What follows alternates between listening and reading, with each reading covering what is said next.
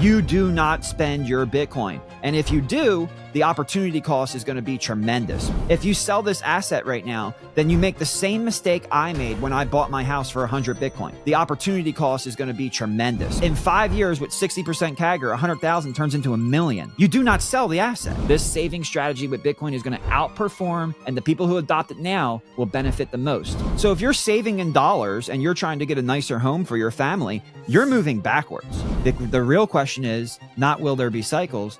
The real question is what I think Michael Saylor will successfully make MicroStrategy a central bank of the internet economy.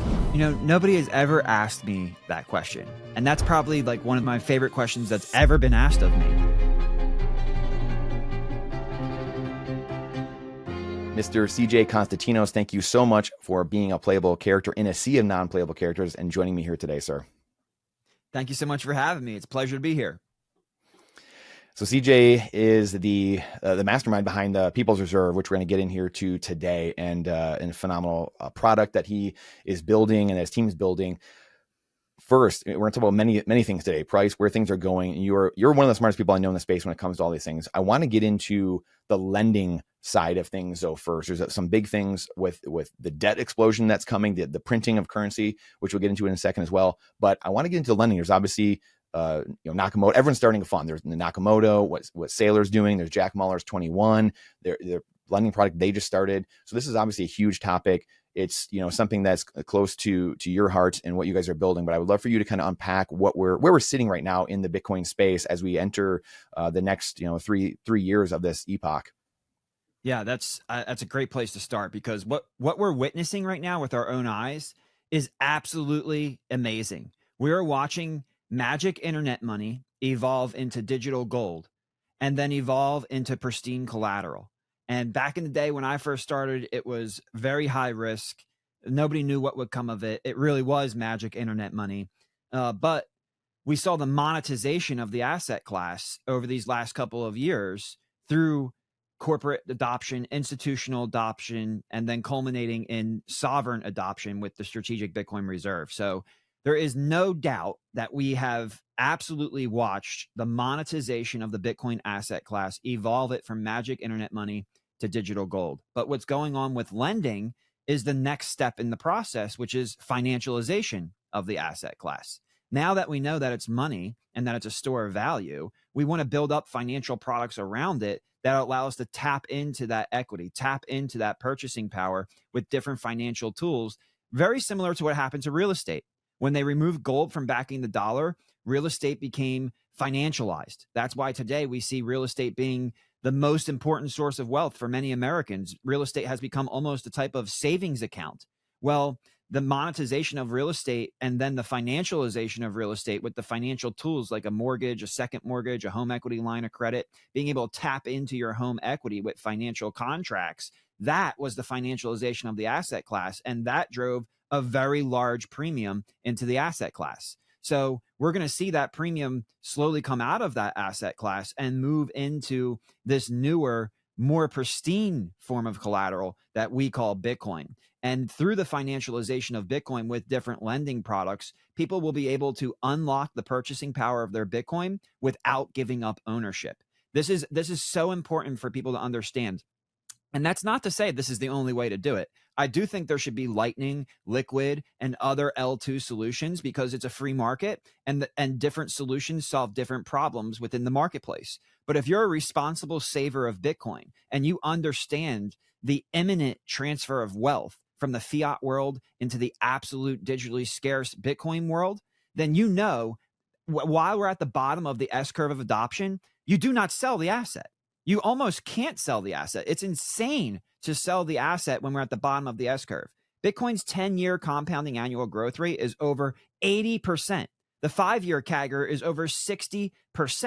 If you sell this asset right now, then you make the same mistake I made when I bought my house for 100 Bitcoin. My house is not even worth $1 million. 100 Bitcoin is worth over $10 million. At this point in time, you do not want to sell your Bitcoin.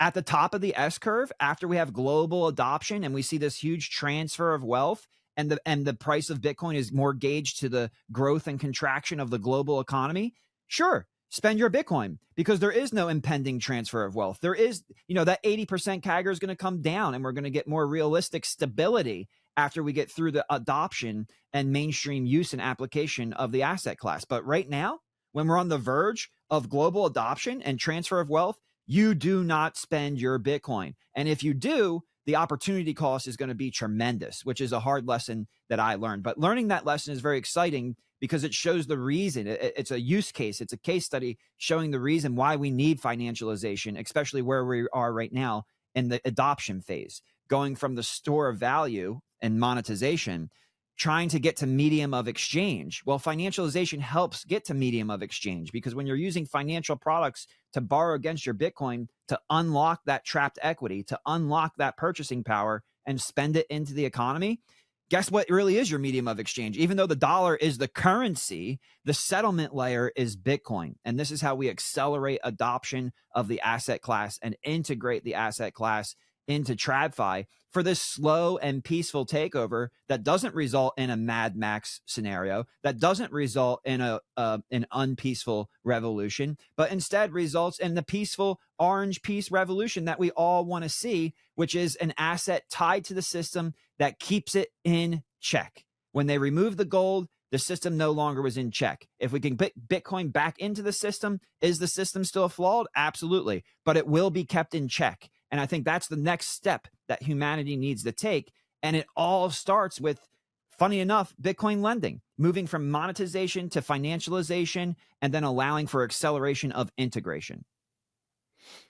Does this prolong the legacy system more? Because this is like, we were talking offline a little bit about striking this balance between the Cypherpunk ethos, which I know you have, but also marrying it to this new world. I mean, we are going to a new monetary system that humans have never seen. So there's going to be interesting things happen, to say the least, that we've never seen before.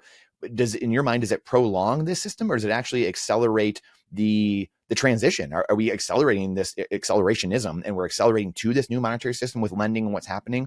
Or is it the cypherpunks that are concerned about, hey, this financialization of what's going on?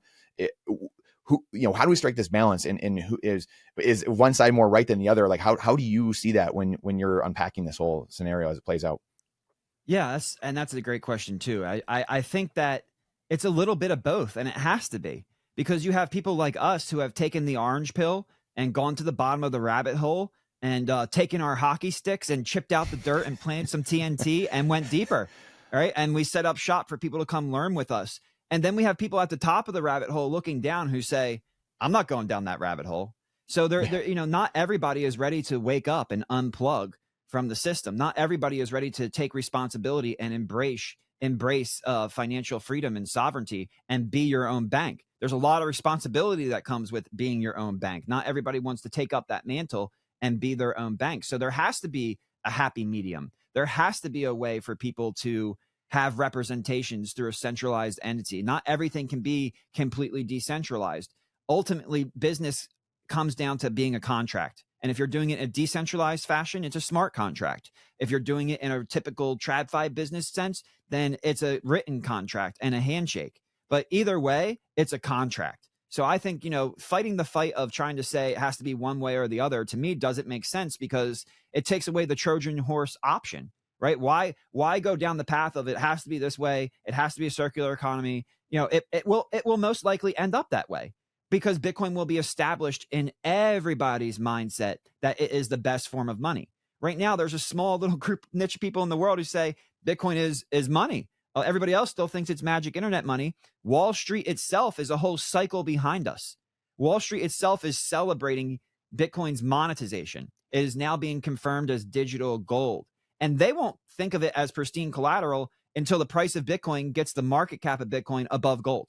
So we got some time here before Bitcoin price goes up towards $1 million or more and matches the market capitalization of gold to confirm the existing narrative that Bitcoin is now digital gold. And then after Bitcoin becomes digital gold, then we're going to see mainstream financialization evolving it to pristine collateral. But who blazes that path? Who leads the trail? Companies like People's Reserve, who are a cycle or two ahead of the way of thinking, because we've been to the bottom of the rabbit hole. We want to embrace financial freedom and sovereignty, and we want to empower other people to do the same. So we will lead the way. We will trailblaze the way. But the mainstream narrative is always a cycle or two behind. I mean, you and I knew about digital gold in 2016. So it's like, how can it be digital gold today? It was digital gold back then. It's just that you're now recognizing it. And since we have that advantage of being a cycle ahead of the narrative, we know it's pristine collateral. It's not just digital gold. It's pristine. It's the best of both worlds. You get the upgrade from gold as collateral, from hard money to absolute digital scarcity. And then you get the upgrade from treasuries, which are used today as pristine collateral with their 2 and 3 day settlement, but cheap and easy settlement compared to gold. You get an upgrade from that to 10-minute settlement, transaction finality, and 24/7, 365 liquidity. So we know it's pristine collateral. We know where the marketplace is going, but the advent of these financialization tools, I think, are going to help accelerate that understanding. Because when people, I put up a post the other day, and it's been viral a couple times, the value of a home relative to Bitcoin, it's crashing. So if you're saving in dollars and you're trying to get a nicer home for your family, you're moving backwards because you can't save and earn on those dollars at a rate that is better than the pace at which the housing prices are increasing, even with higher interest rates and a little bit of a rebound. You're still far behind the A curve if you're saving dollars and lending your money to the government. Well, if you save in Bitcoin, you're so far ahead. You probably were saving for a single family home. Now you probably have that secondary home that's not just a 2,000 square foot single family home. It's a 4,000 or even 6,000 square foot home, not because that you earned any more money, but because you are using savings technology, and the value of the property is crashing against savings technology. And that is the catalyst. That is the understanding that is going to be accelerated through both monetization and financialization, that Bitcoin is a savings technology that helps me get ahead. So forget about these cash flow opportunities. 80% CAGR is better than 4.5% APY. And if we can help people understand that, then I think the adoption of Bitcoin will accelerate. The understanding of Bitcoin will accelerate. We'll get to the top of the S curve faster. And then when we get there, now we can start talking about trying to create some type of circular economy that completely eliminates the dollar. But to answer your original question, one more little tangent here, and I appreciate you let me go on this one. Of course. I think it actually strengthens the dollar. When you look at what El Salvador is, that you mentioned MicroStrategy and what these companies are doing, what about the countries? When you look at El Salvador, they have the best performing traditional bond. Well, why? They don't have a Bitcoin bond. They don't have, why is their derivative debt note outperforming other derivative debt notes? Well, because the derivative debt notes that it's competing with, the other treasury debt that it's competing with, is tied only to the economy. In El Salvador, it's not just the economy, it's also the Bitcoin on their balance sheet. So adding Bitcoin to their balance sheet has strengthened their derivative debt note, has strengthened their debt issuance. And that's an interesting parallel there, because a lot of people think that Bitcoin is going to weaken the dollar and Bitcoin weakens the system. But I think if governments embrace Bitcoin and add it to their balance sheet, it actually strengthens the dollar.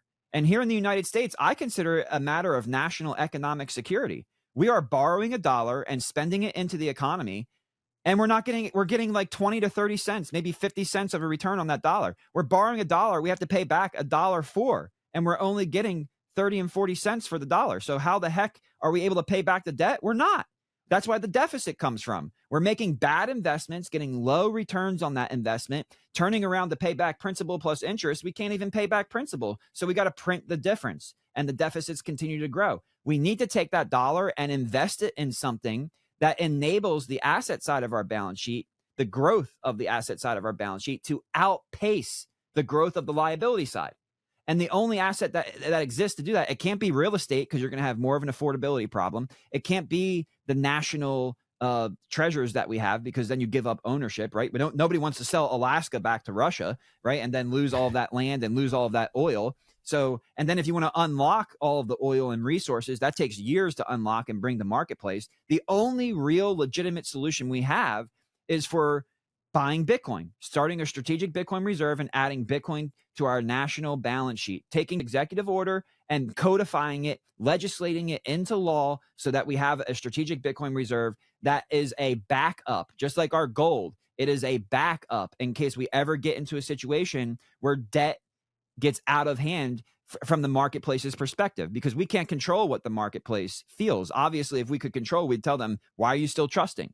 But they still trust. So because they still trust, we can build that trust by adding Bitcoin to our balance sheet. So yeah, I mean, I think a lot of Bitcoiners don't like to hear what I just said, but I think that's the reality. And I think the reality is in the math. You look at El Salvador, they have really strong performing bonds because they've added Bitcoin to their balance sheet. Same thing is going to happen here in the United States. If we make that legislation, same thing is going to happen in the rest of the world for countries that embrace Bitcoin.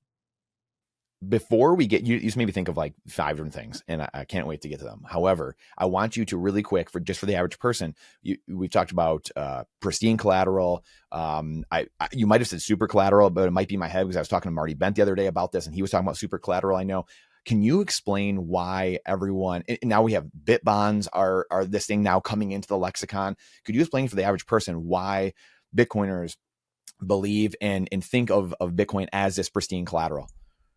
Yeah, absolutely. And really it comes down to the mechanics of the relationship between a lender and a borrower. So at People's Reserve, it doesn't make sense to us, like as a lender, it doesn't make sense if someone came in our doors and said, hey, look, I've been working this job for 15 years. I've always paid my bills on time, and I want to borrow some money. And I promise you, I'm going to continue to work my hardest over these next 30 years. And, there are extenuating circumstances. I don't know if the company I'm working for is going to be around. I don't know the overall economics of both local and global. I mean, yeah, there's risks there, but I promise you, I'm going to work hard, and I'm going to work hard for 30 years to pay you back this money. Okay. What about someone who walks into our door with Bitcoin and says, hey, I want to borrow some money. And you know what? I don't really, I'm in between jobs. I do a little bit of investing here. I have a side business here, but, I want to borrow $1 million, and I have $1 million worth of Bitcoin that I'm going to post as collateral. Well, the proof of equity, the proof of liquid equity in Bitcoin is more valuable and less risky to lend against than somebody's promise. So the traditional system is based on proof of promise. We believe that is a more risky lending situation than proof of work or proof of equity in an asset that, like I said before, you get the best of gold and treasuries. So gold was the collateral. It didn't work. It was too expensive to secure and to transport. Sometimes it would cost more to ship it around the world and settle than it would to borrow against it. So it just didn't make sense. And then treasuries step up. Well, it makes perfect sense because it's a centralized system between agreements between banking partners. And with the click of a few buttons, within a couple of days, you have cheap, easy, trustworthy settlement within that centralized system. Bitcoin comes along and says, you know what?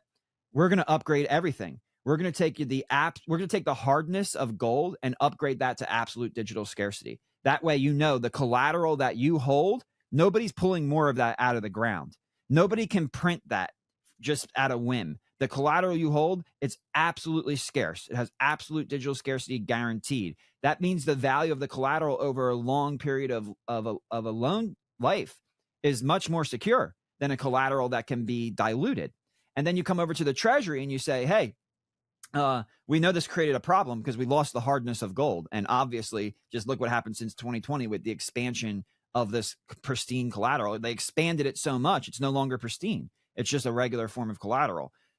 But it is in that centralized system that allows you to settle rather quickly. You can settle within 2-3 days, very cheap, very easy. Your banking partners will take care of the settlement and the accounts will transfer. And that's the end of it. You don't have to secure it or transport or worry about losing it. So it created a lot of convenience.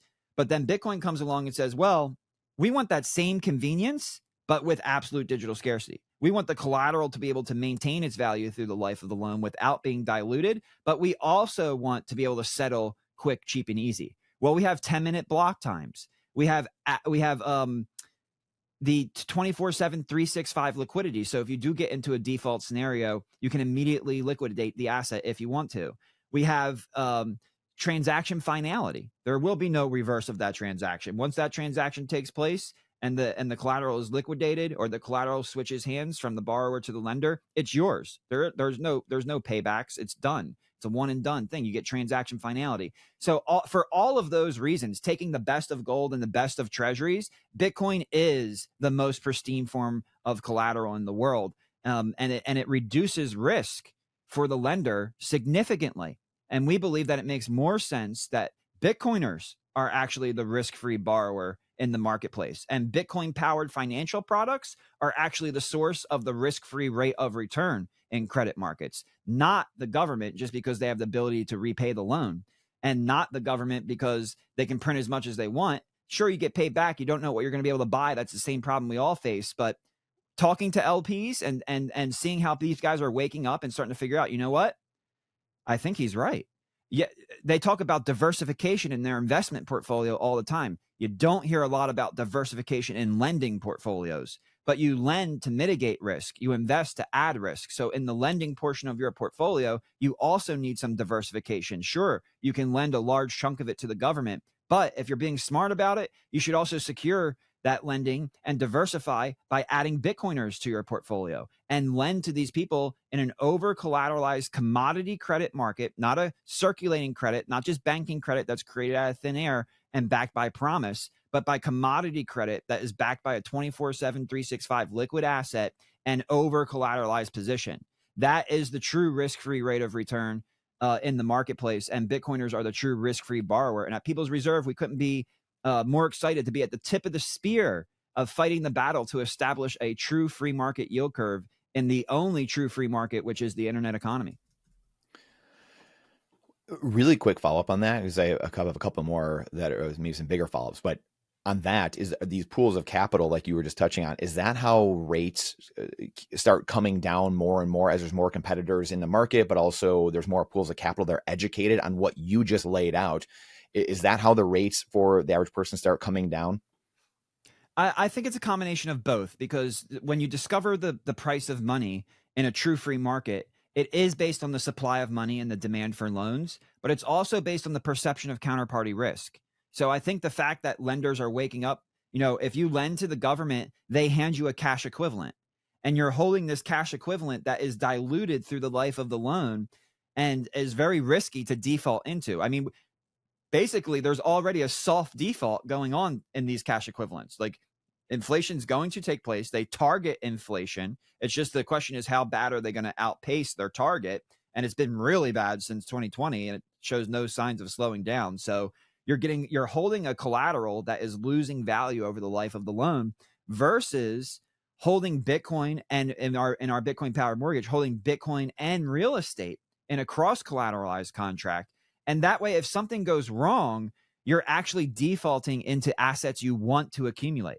Right? If you default into a cash equivalent that's printed and handed to you, you're going to go buy a real world asset very quickly. You're going to go buy some Bitcoin, some real estate. You're going to get out of that cash equivalent as fast as you can, because it has a real negative rate of return. At least if you're in real estate, you can keep up with the rates of inflation. At least if you're in the S&P and NASDAQ, you can keep up with the rates of inflation, because the entire market has been monetized. So are multiples ridiculous? Yes, but you can keep up with the rate of inflation, because it's not necessarily that the companies are getting stronger, it's that the dollar is getting weaker. And lenders now are starting to recognize that. So I think the adjustment in the interest rate, it's not just about the increase of the supply of liquidity available to the borrowers who create the demand, but it's also the redefining of risk that actually creates the bigger move in the interest rate. Like, there will be a flood of liquidity. Rates will come down because of increased liquidity, no doubt. But the bigger move in the interest rate is going to be the risk mitigation, the understanding that it's actually lower risk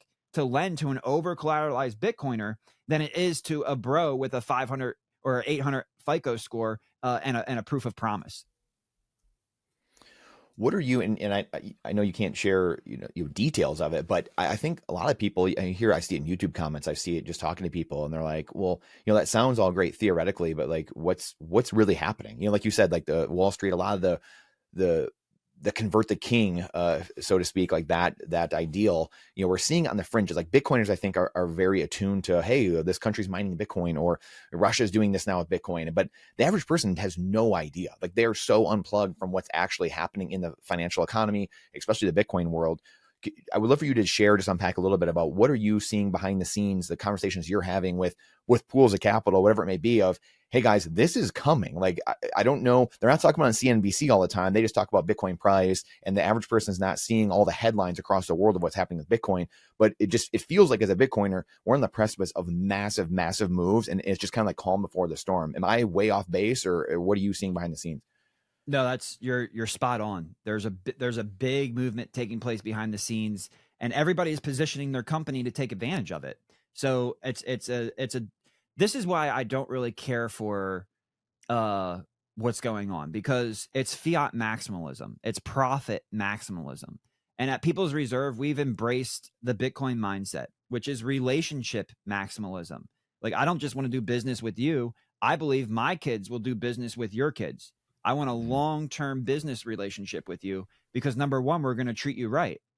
Because we're on a Bitcoin standard where business has to deliver value instead of extract value. On this fiat standard, almost everything has come to the point where the quality is as low as it can be, the profit margins are as high as they can be, and companies are worried about their bottom line more than they are about establishing their brand and establishing who they are. I mean, there are some very rare use cases that you can see with, like, you take like a Ferrari maker. Like, the engine is just Mhm. meticulously made. It's almost handcrafted, and the cars are you only get a certain amount of cars per year because they're not mass producing these things. There's a lot of time and energy and care that goes into crafting one of the most fun luxurious sports cars that there are. And I think that's a really good example of not necessarily a Bitcoin mindset, because who needs a sport car, but just a focus on quality, right? A focus on delivering the best value that you can get, versus mass producing these things and becoming profit maximalist and just rolling as many of these cars off the line as you can and selling them as many as you can. And if something goes wrong, who cares? Just do a recall and fix it for them. Push these things as fast as you can, because we want to borrow against the business, add leverage to the business, create more supply and sell more units. And it's profit, profit, profit, profit. And who gets hurt through that? The customer. And how do they get hurt? Through lack of quality and through lack of relationship with the business. But what we want to do at People's Reserve is kind of just get rid of that mindset, which is plaguing the industry right now. That's why you can borrow at 13% or 16%. Sure, come and borrow. You want to borrow against your Bitcoin, guys? No problem. Hey, we're Bitcoiners. Come borrow 13%, 16%. We got you. What do you mean you got us? You're taking advantage of us. We're posting pristine collateral. We are eliminating your risk, and you're charging us double what the person who comes and promises you to pay you back. I mean, you'd have to go through legal foreclosure process. You have to sue the person. You have to do all this stuff to recover if something goes wrong. With us, you just liquidate your Bitcoin and you have it within 10 minutes, and we are paying double the price that they're paying. That's just common sense. And I think that's why the community is really behind us, because this is not something where we're like trying to redefine economics or reteach why something should work some way. No, this is just common sense. Lower risk should mean lower borrowing rate. And for lenders, because it's the lenders, of course the borrowers understand that, but where do the lenders come in? The lenders have to understand that the risk is being mitigated. And that's the big Mhm. problem in the fiat world. They look at Bitcoin as a Yeah. risk on tech stock. It's like borrowing against a super risky penny stock, right? Like, if you bring your S&P 500 shares to Interactive Brokers, they'll let you borrow against them, no problem. I just saw J.P. Morgan announce that if you bring your Bitcoin ETF shares, they'll let you borrow against them. So that's a good step forward. But those are like secured lending on margin, and then the other version of it is just credit scores, just your promise. So there has to be an awakening. There has to be a realization that Bitcoin isn't magic internet money. It's not even just digital gold. It's the most pristine form of collateral in the world. And because of that, yes, the supply demand dynamics will affect interest rates, but because of the extreme risk mitigation, these rates need to come down. And a company must realize that. A company must realize that Bitcoin is pristine collateral in order to justify lending at that lower rate. And that's what we've been able to do here at People's Reserve as liquidity providers ourselves, along with other liquidity providers that we've sourced and brought together through our funds. We are able to extend this financing in a way that is at a rate that is not comparable to anywhere else in the marketplace, because number one, it's through a fund structure. So our cost of capital is zero. We're not borrowing from a banking partner at Mhm. 6%, 7%, and then turning around and then re-lending that money to you and then being forced to charge 10, 11, 12% just to make a profit. We've sourced liquidity with a zero cost of capital from capital allocators who understand Bitcoin as pristine collateral and look at that lending arrangement as a way to de-risk their lending portfolio. So this redefinition of a lending portfolio, I think, is really what's starting to catch steam. And right now it's catching steam the same way Bitcoin always catches steam, is with price action and attention. But over the long term, when they really start to run the numbers and run the risk metrics. Hold on 1 second. If you are holding your Bitcoin on an exchange still or sharing your keys and your KYC information with a third party, everything you're learning about right now is completely moot. This is your wake-up call. You are only self-sovereign if you alone hold the keys to your wealth. Bitcoin is the first and only asset in human history where humans can actually custody entirely their asset. Custody sounds daunting at first, and believe me, it was for me 10 years ago, and I missed a year or two of massive gains, and I don't want that to be you. It's exactly why you need to talk to my friends, Tony Asbach and the Bitcoin Way. His team will train you to do it right the first time. We just interviewed Tony the other day, has 50,000 views, an unbelievable response. People love him and his story and what he has to share in his mission. Head on over to thebitcoinway.com/Brandon to schedule a free 30-minute consultation today. Their 5-star rated service is exactly what you need. So quit sitting on your hands like I did a decade ago and get started today. Again, that's thebitcoinway.com/Brandon. Now back to the show. That's when this will accelerate, and that's when interest rates will drop down significantly, because there will be a redefining of the risk-free borrower and the risk-free rate in the marketplace. And it's always going to come back to a Bitcoin-powered financial product, because Bitcoin is, it's engineered money. It's savings technology. It's a collateral that you can post. It auto deleverages you. It is strategically designed to appreciate in value over time. Therefore, when you post it as collateral and it appreciates in value over time, you get Bitcoin yield. What is Bitcoin yield? Not yield paid to you for taking counterparty risk. Bitcoin yield, my definition of Bitcoin yield is the reduction of the burden of debt in fixed fiat denominated terms. So if you borrow $50,000 against $200,000 Bitcoin, and 5 years later that $200,000 Bitcoin is worth $2 million, well, 50,000 versus 2 million is the burden of debt has shrunk significantly. So your burden of debt shrinks over time in dollar terms against the Bitcoin, as Bitcoin appreciates in value as collateral through the life of the loan. And this dynamic is not understood in the traditional world. This dynamic is not even being studied. What's being studied is there's Bitcoiners. There's been a lot of wealth created. It's a $2 trillion market cap now. It's trapped over there. It's trapped equity. They don't want to sell it. They want to borrow against it. Okay, let's service this market and let's profit off of this market. But People's Reserve is, again, not about profit maximalism. We're about relationship maximalism. We want to empower the responsible saver of Bitcoin, and we want to play a role in redefining the true free market yield curve of the internet economy, which is going to be based off of not anchored and stated rates, but the natural supply demand dynamics and perception of counterparty risk. So there's a lot of information asymmetry is what it sounds like in the background, obviously, right? People just, like you said, thinking it's a tech stock. Again, a lot of Silicon Valley, Wall Street, really not understanding what they're dealing with at this point still. I would love for you to unpack a little bit of, you talked about being at the bottom of the S curve. Again, as you know, you talk to a lot of the average person, and they think they missed the boat. So I would love for you to unpack, Bitcoin's at 100,000, whatever it is. I mean, people are going to think that at 200, they're going to think that at 1 million. They're like, I missed the boat. What's happening? I would love for you to unpack this. I mean, what should the average person be shooting for when they're stacking Bitcoin, or when they're accumulating, or when they're just thinking, hey, should I be buying this? I mean, that's, it was 6.15 a few years ago with American Hodl and his meme. And now it's, get one Bitcoin. Now it's 0.1 Bitcoin. Like, what should the average person be thinking about in terms of just stacking Bitcoin to get to a point where, hey, I can then go use some of these lending services in 5 or 10 years, 15 years. I'm looking to retire at some point. I'm 35 now, or I'm 55. I mean, the average person watching this show, I think 90% of the people are 35 to 65-year-old men. And what are they all looking for? Hey, how can I retire someday? How can I retire early? Maybe how can I provide for my family? So I would love for you to unpack this a little bit of just what should someone be aiming for if they're just starting that journey right now and going down that road?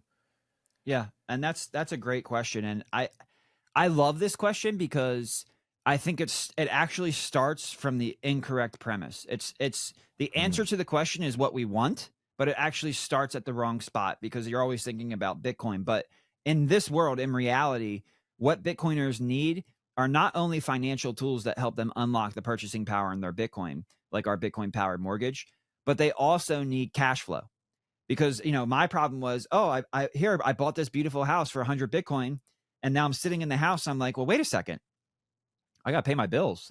I got to sell more Bitcoin, or what, you know, like literally, like that was during the bear market. And I had to do it because my wife was pregnant and I had to make that decision, even though it was a bear market. Just that amount of Bitcoin relative to my overall savings, it was a no brainer. I had to do it. And I don't regret it. All the memories I've had with my wife and children in the home. But the next problem that I faced was cash flow. Like, okay, so now I'm going to have to sell more Bitcoin, or I'm going to have to go back to work. And literally during that bear market, I went back to work. I went back to work, even though I had responsibly saved Bitcoin and been put in a position where typically you wouldn't have to work. I went back to work so that I could create cash flow so that I didn't have to sell more of my Bitcoin savings. And then that cash flow helped pay my bills and actually helped me save even more Bitcoin. But the point is that I needed the cash flow. So people are always asking, you know, how many Bitcoins do I need? 6.5? Do I need 1? Do I need 0.1? Mm-hmm. What's the plan? That's not the question to ask. Sure, that's the answer we need. But the question to ask is, how much cash flow do you need to maintain your family's quality of life and standard of living? That's the real question. Because if you can find something that produces that amount of cash flow, then you don't have to worry about selling your Bitcoin. Then you don't have to worry about these long-term things. So if you're in a good job and you're happy with your lifestyle right now, the answer to your question is, you know what? I need $5,000 a month. And if I have 2 more kids, like I plan to in the next 5 years, then I'm going to need $7,000 per month. So the first step is to figure out, how much dollars do I need to earn per month to maintain my quality of life and standard of living? And if you can answer that question, we have 2 solutions for you at People's Reserve. Number 1, we have our Bitcoin annuity, which is an amazing product. And I love that your listeners are kind of right in our age bracket. You know, we're in the second half of our 30s. They're entering into the second half of their 30s. And the question becomes, you know, if you could buy retirement 10 years from now for $100,000 today, would you do it?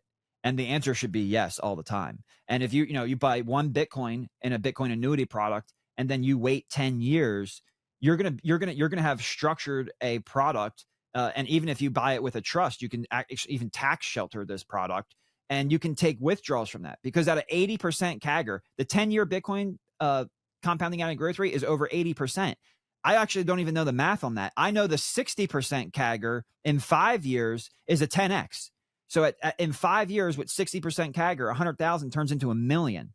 I do not know the math on 80% CAGR over 10 years, but it's going to be multi-millions of dollars. And then you can start withdrawing that. So if you need $10,000 a month to live, you're easily going to be able to withdraw $120,000 a year as Bitcoin continues to appreciate in value over time. So if you're worried about retirement, I'd say do some more research on our Bitcoin annuity product, find out the kind of lifestyle you want to live, not just today, but in the future, and then position yourself to be able to invest in that annuity product so that you can be prepared to retire when you want to retire on your terms with the cash flows that you need.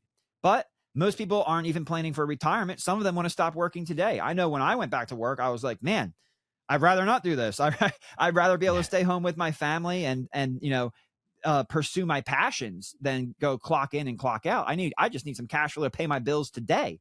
If that's your case scenario, I'd say you have to check out our principal protected note. So our principal protected note is what we call a Bitcoin bond. We call it a Bitcoin bond because it is a bond that the yield is produced by the performance of Bitcoin. So it's a Bitcoin bond, but the technical legal term is principal protected note. And what we do is we ask you, how much cash flow do you need? Because what we do is we take a portion of the funds put into the bill and we say, okay, this is a 5-year principal protected note. How much cash flow do you need per quarter over the next 5 years? And whatever that answer is, we will allocate that portion into treasuries. Because if you get a 5-year US Treasury note right now, it pays 4.5%. So you can calculate how much cash flow you need and how much you need in the treasury. But what you don't want to do is give up exposure to Bitcoin. You can't give up exposure to Bitcoin. It's the best performing asset in the world. So if you're going to give up exposure to Bitcoin to get cash flow, there better be some type of element that allows Bitcoin to play a role in that cash flow vehicle. And that's what our principal protected note does, because let's say you invest $1 million in this principal protected note and the treasury note rate is 4.5%. The way the math works out, $800,000 will go into the US Treasury. And then what happens is over that 5-year period, the $800,000 with the interest applied, you end up with $1 million. So your principal protected invested into the note is protected by the full faith and credit of the US government. You invested $1 million, you're going to get paid back $1 million. What you can buy with it, I can't tell you, but you're going to get back $1 million. But what's left over is the $200,000 of Bitcoin price performance.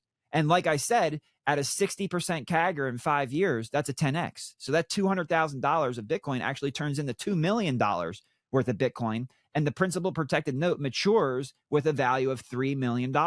This is where the magic happens. In 5 years, you can now make a decision and say, you know what? I want to just take that Bitcoin into self-custody and continue building my stack. Or you can say, hey, it's been 5 years. I'm ready to reinvest. But instead of just, I originally invested $1 million and that produced the cash flow I need, but I'm ready to up my lifestyle. I'm ready to have a little bit more fun. I got some extra kids now. So you know what? I'm going to roll 2 million into this so I can double my lifestyle. I can increase my quality of life and standard of living for my family and start doing things that a responsible saver should be able to do by responsibly saving over that time period. And then you take the extra $1 million and you buy your Bitcoin with it, and you keep building your stack that way. So this product is really exciting because on the individual level, it allows you to establish cash flow and maintain exposure to Bitcoin, and then use Bitcoin's performance to increase the potential of your next rolling round to increase your cash flows and increase your quality of life and standard of living. And then the final point is for small and medium-sized businesses. Small and medium-sized, why can corporations and institutions buy Bitcoin and small and medium-sized businesses not? Well, because these big institutions they're either Bitcoin treasury companies designed to be leverage plays and Bitcoin accumulators, or they're huge institutions that sit on a bunch of excess cash. Well, small and medium-sized businesses don't sit on excess cash. All the small and medium-sized business owners watching this show right now are like, I've been trying to figure out how to get Bitcoin on my balance sheet for years, but I can't. If my small business is making $500,000 a quarter, I have to take that $500,000 and reinvest it into my business. I need to get more equipment. I need to service more areas. I need to get more employees. I need a new land, labor, and material costs. I need to reinvest to grow my business. I can't take that $500,000 and put it in Bitcoin and then have it be trapped equity on my balance sheet. And then something goes wrong, and it just happens to be during a time where Bitcoin price is down, right? Like most of the time, Bitcoin price is going to be up, but what if you need new equipment? What if the truck breaks down? What if you need to hire a new employee? Now you might have to lock in a loss. So business is going up, but I had to make an emergency decision to tap into my Bitcoin because it's trapped equity. So I got to sell it. Now I'm selling it at a loss. So business is up, balance sheet is down. It's an unacceptable proposition. But the principal protected note, the People's Reserve Bitcoin bond, it allows you to invest that $500,000 and keep principal protection. It's going to be worth the $500,000 no matter what. And the added bonus is we actually treat that as pristine collateral. So if you hold a People's Reserve Bitcoin bond, your business can post it as collateral to unlock that equity and then tap into the purchasing power of your balance sheet to buy the equipment or hire the new employee or increase your land, labor, and materials, whatever you need to do to grow the business without actually spending the cash, without actually giving up the equity value on your balance sheet. It's going to continue to generate cash flows for you to help pay your bills. And then you're going to get access to that equity without giving up ownership to expand your business. You get the best of both worlds. And we couldn't be more excited at People's Reserve to both help individuals establish cash flows and maintain exposure to Bitcoin price performance, but also to empower small businesses to finally and meaningfully add Bitcoin to their balance sheet. There's a number of things that I want to touch on here in a little bit, but you struck something that I had a little bit later, but I think it's a perfect time to talk about now, which is cash flow. I come from the real estate side of things, and we talked about the hockey world, but then I did real estate for 10, 12 years and raising money, buying rental properties, apartments, and refinancing them, renovating them, all that stuff. And people in the real estate world might think of it as the BRRRR strategy, the buy, renovate, refinance, rent, repeat. And I was just thinking of, again, this treasury strategy for the last handful of years. It's been like, how are people not putting this cash flow into Bitcoin? So there's two things I want to kind of touch on here, and they're similar, but they're a little bit different. And one of them is that strategy of people saving their cash flow in Bitcoin, but also I want to talk about how people can leverage this, because like you said, what if it does go down and people, I come from the Kiyosaki world 15 years ago, where it was like, you can't bank on appreciation of Bitcoin. That's the one thing with Bitcoin I've always struggled with is, yes, you can loan against it. You can use these products, but you're banking into a degree on appreciation, where real estate was, hey, I've got a renter in there paying me to pay this loan down, or the amortization schedule. So I would love for you to unpack a little bit of that just more, because you kind of touched on it, but just how people can, use some of these products to get around that aspect of this cash flow. Like, hey, how am I paying this down? Am I going to have to perpetually go into more debt and keep refinancing every year, every 5 years, whatever it is? And my kids will have this debt on them? Because for me, that might be fine. Or for you, people that, maybe have experience with debt, but there are a lot of people, I talk to a lot of people, and they are not okay with any type of debt. They're always trying to get out of debt, right? So how does this marriage work, or the psychology going to change with people understanding that, hey, there's a different way we're doing this. It's not the old fiat debt world that you're used to. So I'd love for you to kind of go into that a little bit, because that's something I've tried to square this circle for a long time with myself. Yeah, that's a great point. That all goes back to education, which is one of the reasons we're stuck in the paradigm that we are right now, because Yeah. there's a lack of financial education. People like Dave Ramsey and majority of people think debt is bad. They actually tell you need to pay off your debt. Well, look, here's how I view it. Let's say I have a mortgage, a 30-year mortgage, and it's $5,000 a month payment. There's a good chance within the next 30 years, I'll just be able to pick that $5,000 off the curb and walk into the bank and pay my loan off. So how is that a liability to me? I'm pulling forward purchasing power based on promise, and then the burden of purchasing power to pay back that fixed rate promise shrinks over time. So debt is really an asset, especially when real rates are negative. So when you're borrowing at an interest rate that is lower than the inflation rate, you're actually getting paid in terms of purchasing power to borrow. Now, if you have a credit card, that's at 29, 30% and is clearly at an interest rate above the inflation rate, that's unhealthy debt. That's debt slavery. That's when the power of compounding interest is actually working against you and creating an increased burden on you. So it's a hard thing to understand, because it's like, well, is debt bad or good? Well, it depends on the type of debt. If the debt is at a rate above inflation, then the debt is very bad. You do not want to hold it. You do not want to take it out. You want to pay it off. You don't want to carry it. The math will crush you. That's why they have bankruptcy. You can get to a mathematical point where you can't escape. So debt does have that danger, especially when the rate of the APR is above the inflation rate.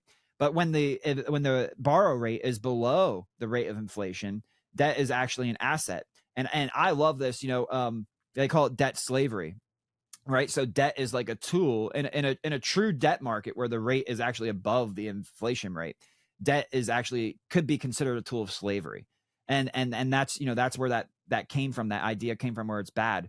But when you post Bitcoin as pristine collateral against the debt, and the pristine collateral appreciates at a rate that is greater than your borrow rate. So in this case, you can borrow, prime rate today is 7.5%. Bitcoin's 10-year CAGR is 82%. So if you take the 82% and you subtract the 7%, you're going to get a lot more value. You turn the tool that they want to use to control you through debt slavery, you'd flip that script on them. You turn that weapon from a liability, and you hold the weapon, and now it becomes your asset. So there needs to be a general educational push for people to understand that some debt is bad, some debt is good.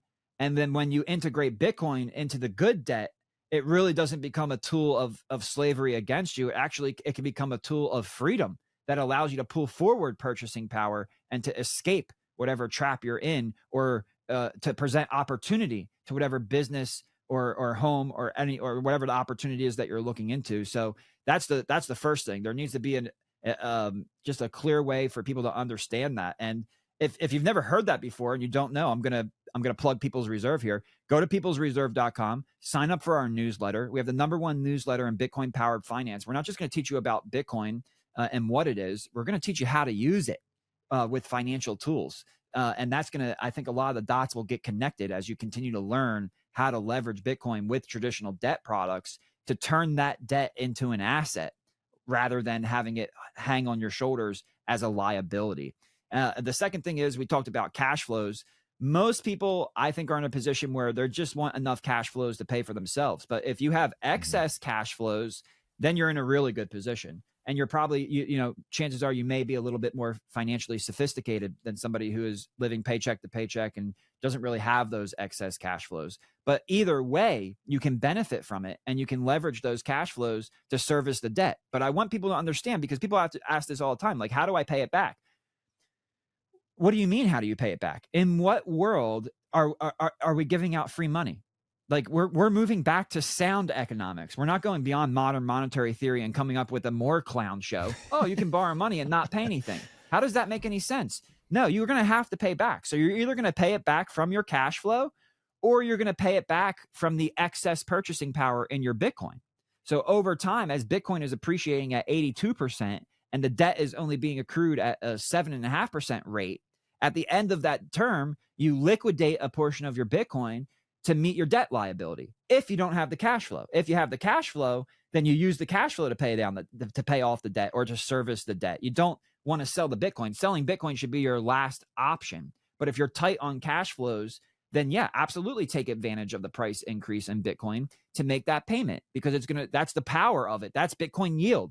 You're locking in Bitcoin yield profit when you use the increased purchasing power of Bitcoin to pay off a portion of that debt, because the burden of the debt will shrink over time against the pristine collateral. Like in our earlier example, if you borrow 50 grand against 200, man, I'm gonna have to sell like 25% of my Bitcoin. That's just unacceptable.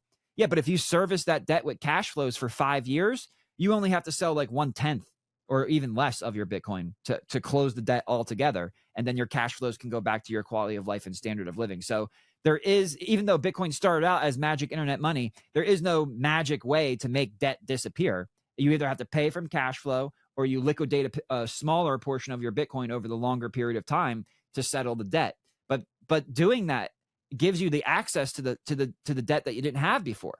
Right? If you're living paycheck to paycheck, you probably are not getting credit offers, and if you are, they're at 29 and 30%, and maybe you get a couple months interest free, 6 months interest free, 12 months interest free, but right after that grace period, if you don't have the ability to pay that back in lump sum, boom, you're right up to 30% interest. So you have to be really careful with which financial tools you're using, and if your focus is on cash flow, I mean, if you're in our age bracket right now, you should be working your ass off. So people ask me, oh, I only have $100,000 in Bitcoin. I want to buy $1 million home. What can I do?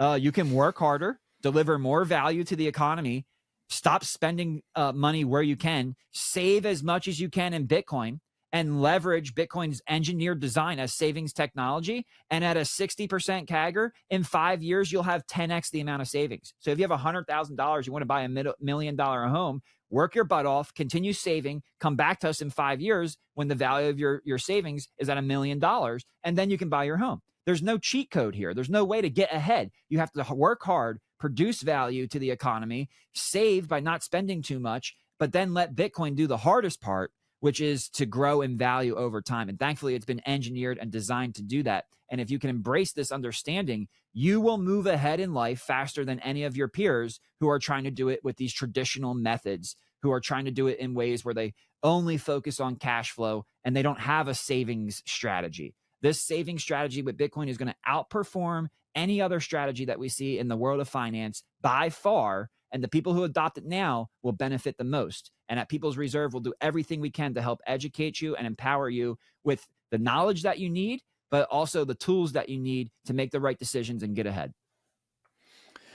Yeah, and I love that you said that too. Time. I mean, time does the heavy lifting, right? And that's why, getting off zero, studying Bitcoin, getting educated on Bitcoin. You mentioned that earlier too, and just an education gap that many people have. And so, educating yourself, getting off zero, and that does the heavy lifting. Time does the heavy lifting. And Mark Moss always talks about this as well, about people. We want what money offers us. We don't want money per se. People confuse it. You kind of touched on this earlier a little bit. We want what money can buy us.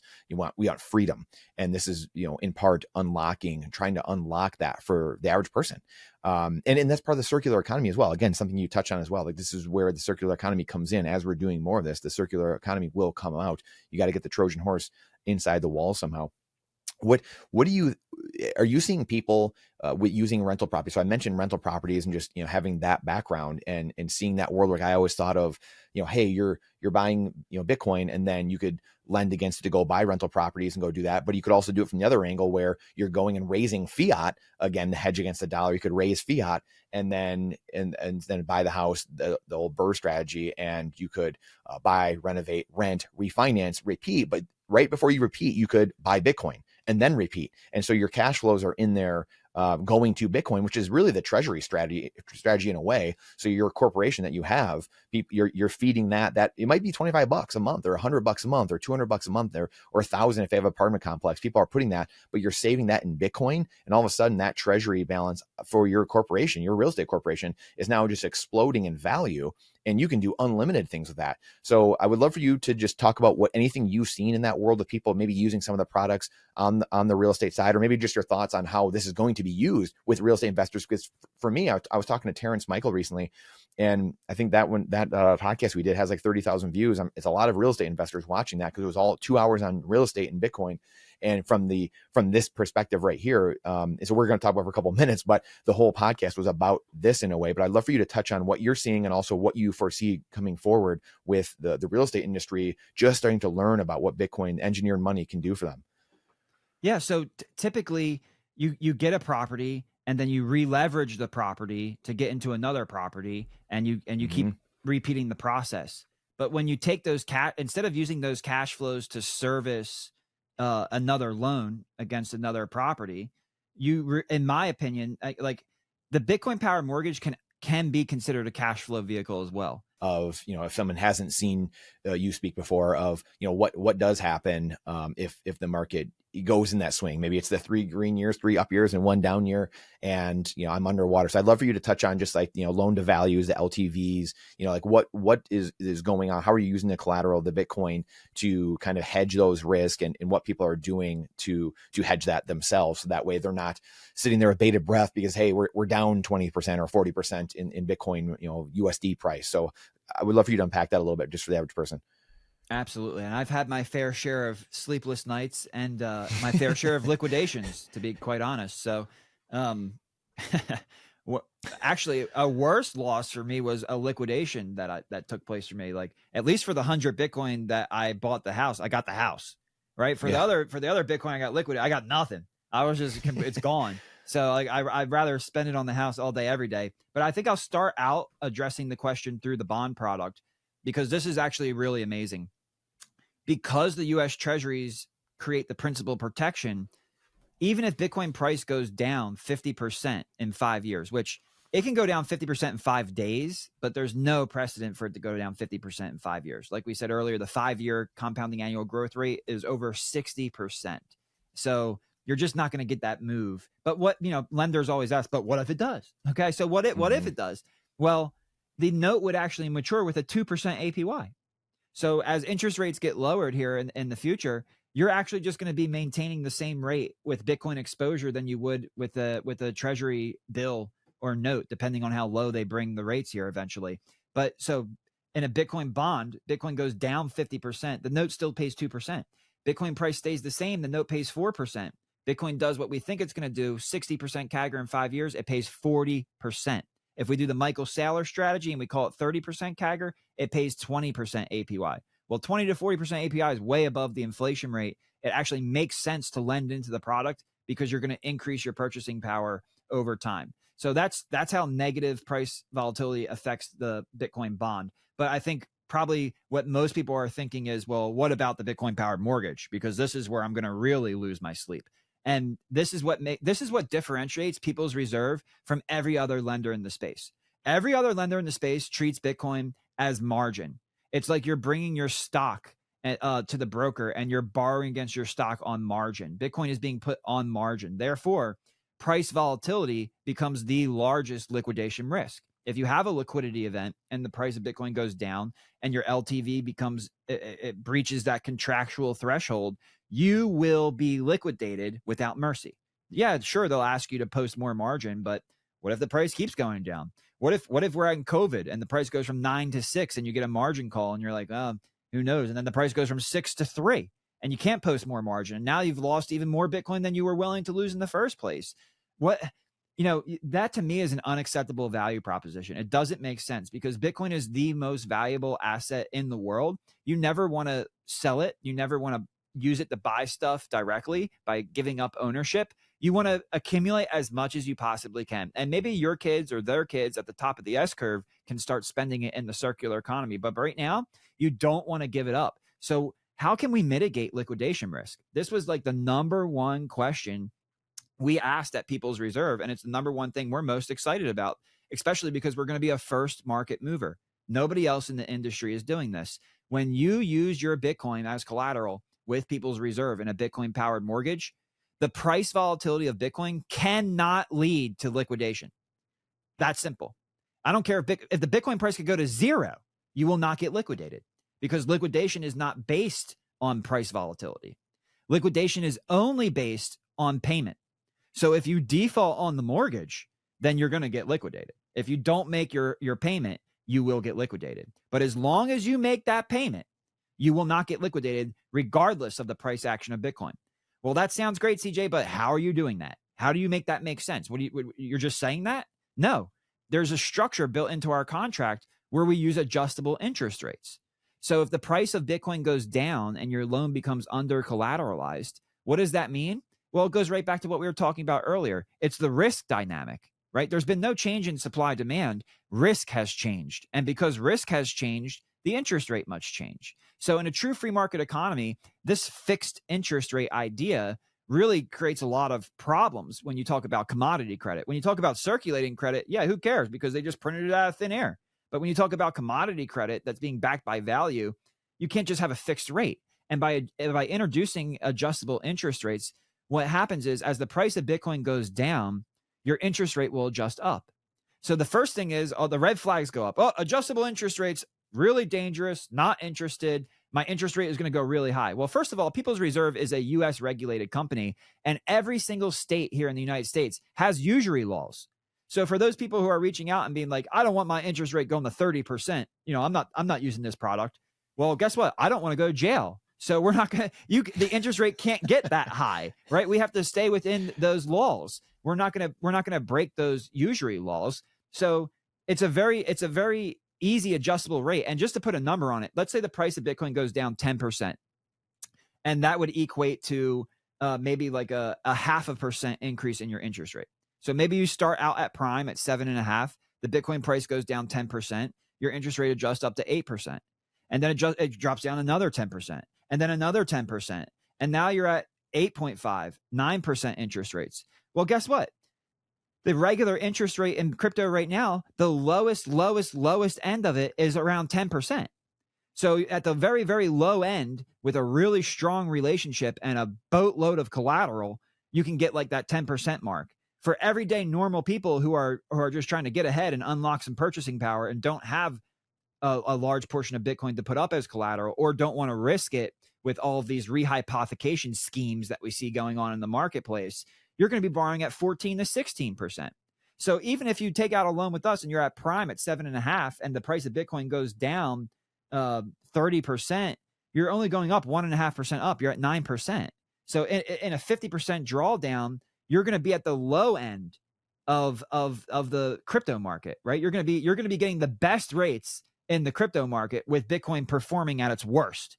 But it works both ways. So as the price of Bitcoin goes up over time and you go up 10%, your interest rate will actually drop down 25 basis points. And we will let you drop down to 50% below prime. So if prime is at 7.5 right now, if you post enough collateral, or if you just wait and allow the price appreciation of Bitcoin to perform for you, you can end up with a 3.75% interest rate.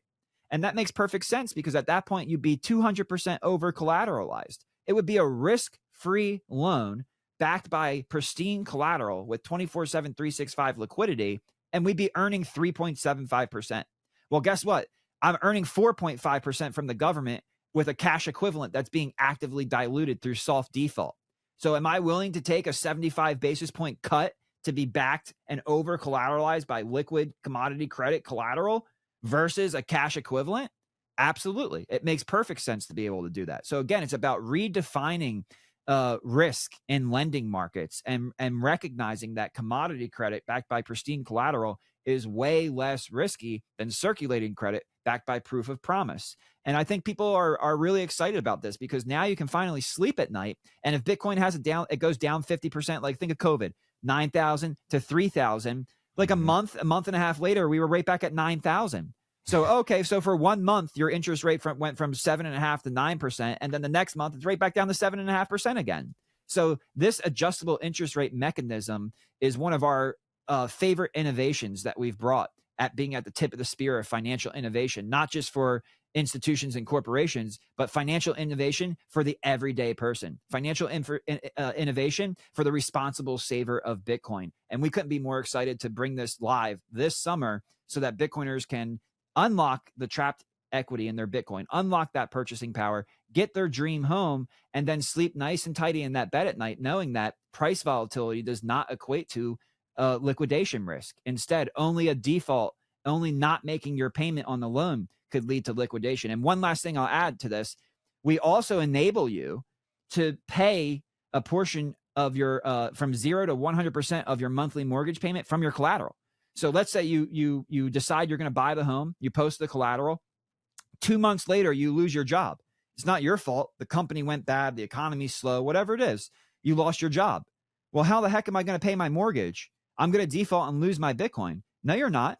Because to initiate the loan, you had to put you bought $1 million house, you posted $1 million worth of Bitcoin. Now you can slowly pay month by month your monthly mortgage payment from your collateral. And then you can give yourself time to get back up on your feet, because you don't want to lose all your Bitcoin, but it's better to lose a very small portion of that Bitcoin until you get back up on your feet than it is to miss a payment. So we take all the steps that we can to make sure that we're empowering you, to make sure that we're putting our relationship with you first instead of profitability. And we believe by applying that Bitcoin mindset, we will actually be more profitable. Relationship maximalism equals more profit than profit maximalism, because then what you do is you respect people's reserve. You start to realize, wait a second, why am I using these other platforms? I should just be doing everything with people's reserve. When it comes to life, Bitcoin, and real estate, people's reserve are my guys. I'm going to go do everything with them. Okay, well, the 75 basis point cut we took by lending you money at 3.75 instead of lending the government at 4.5 is by far made up in all of the other revenues and fees from the other services that you use on our platform. We are a one-stop shop for you to manage life, Bitcoin, and real estate. And these products that we've talked about are going to empower you. But bringing everything to the platform, self-custodying your Bitcoin, but then utilizing our tools on the platform is what's going to change the dynamic and relationship between a platform and a customer. And People's Reserve puts that first. And we believe in the long run, that's how you build a Bitcoin standard business. It's about relationships. It's about quality. It's about value delivery. And forget about this fiat value extraction model that's going to bed real fast. It's absolutely incredible. And like you said, I mean, it's first mover advantage, and the market is 8 billion people, right? I mean, it's, whatever people own Bitcoin right now, obviously, but then the whole total addressable market, 8 billion people. So I'm sure people are like, well, whatever, right? Some people might listen to that, but I'll put words in your mouth, I guess. I mean, it behooves CJ at People's Reserve to actually build a relationship, because the entire market is available to them. So it's like you take care of everybody, and then the world in essence has to come to you. Obviously there will be competitors and other people trying to do things over time, but there's something to say about that. And that is massive. I mean, it's just absolutely incredible. And I love that you touched on, it's similar to, similar to a real estate loan, obviously, and it's not a margin call on a stock. So it goes down, all of a sudden you're getting a call from your broker. So that's such a huge distinction that I love that you made that, because that's important for people to know that. How do you guys refer to because I've seen people say self-repaying mortgage, Bitcoin self-repaying. I've seen self-paying mortgage. How is it actually referred? How do you guys refer to it yourself? Yeah, we have a Bitcoin powered mortgage product line, because as you know, with real estate, there are multiple financial tools. It's not just a mortgage. You can get a second mortgage, you get a home equity line of credit. There are many different financial tools built around real estate. So we've integrated Bitcoin into each and every one of those tools. And just to make things simpler, we've been referring it to a Bitcoin powered mortgage. But under that Bitcoin powered mortgage, depending what product you use, it will change. Like if you're going to, so not everybody has Bitcoin. right? Some people were responsible savers and responsible workers, and they were able to get financing and buy a home. So they have their home, The but they traditional don't way. have Bitcoin. Yeah. Yeah, in the traditional way. So now what do they want to do? You want to transform your home equity into Bitcoin equity. You want to get out of your home equity earning at 2 to 8% CAGR and transfer that and transform it into Bitcoin Like equity. consolidating debt, basically, right? Like maybe consolidating from a higher interest rate to a lower. Yeah. Higher interest rate to lower interest rate, but also transforming equity. I mean, even if it's a higher interest, even if you go from lower interest rate to higher interest rate, you'd be better off having your equity compounding at 60% growth than 2 to 8% growth, depending on you're going to get so much further ahead. So we call that a home equity Bitcoin line of credit. Now, if you're buying a home and you're going to post Bitcoin as collateral, then we call that a self-repaying mortgage, because Bitcoin will appreciate in value so much over those 15 years that literally you will be able to use your collateral to pay the loan. You actually don't have to use your cash flow. You don't have to. We recommend that you do that. We recommend that you go and you continue to work and you use your cash flow so that you don't have to give up ownership of your Bitcoin. But if you want to, maybe you're in the later stages of your life and you're like, you know what? I'm going to get more value by not working and just enjoying life than I am by working. So therefore, since I've been a responsible saver, since Bitcoin has lifted me up to this position, I'll post it as collateral and I'll pay my monthly mortgage payment from my collateral. And then over time, it's like a self-repaying loan because I didn't have to service the loan. The engineered money, the savings technology I posted as collateral paid the loan itself. So it became self-repaying mortgage. So that's kind of how I love that question. Nobody's asked me that yet. But yeah, we have Bitcoin mortgage, Bitcoin-powered mortgage products, which include the self-repaying mortgage and then the home equity Bitcoin line of credit. Is that how? So I have a couple like small follow-ups on here. I want to lightning to you, quick. Is that how so like say someone they fall behind, they lose a job, like the example you gave, and then they have to start, selling off a little bit pieces of their Bitcoin. Is the self-paying, like say that all of a sudden the market goes way up, they can start accruing back and they start going the other direction, correct? Like they could start saying, hey, I'm going to take out another loan, or I'm going to accrue more Bitcoin now, or I'm going to, I'm going to start clawing back that Bitcoin that I had to pay down when I was out of a job for 6 months. And maybe the market was down, or I shouldn't say that, not the market being down, but them not being able to produce that cash flow to pay the mortgage itself. And I had to eat away at that principal. But now, hey, can I start accruing and clawing back some of that Bitcoin as I can now have cash flow? Or again, say the market rises, can they refinance that? So how does that work if they have to eat away a little bit? And then can we get back to maybe level where we were? And then can we accumulate more possibly? Yeah, great question. And the way it works is that so to initiate the loan, you have to post 1-to-1. So this is actually groundbreaking, because a lot of other places to initiate a loan, you're at like 50-60% LTV. So if you post $1 million of collateral, you're borrowing 500,000 to 600,000. For us, if you want us to purchase $1 million home, you have to put down $1 million of Bitcoin, not 1.5 or 1.6. So that's a big advantage you get right there. And then that's the threshold that should be maintained if you want to maintain that interest rate.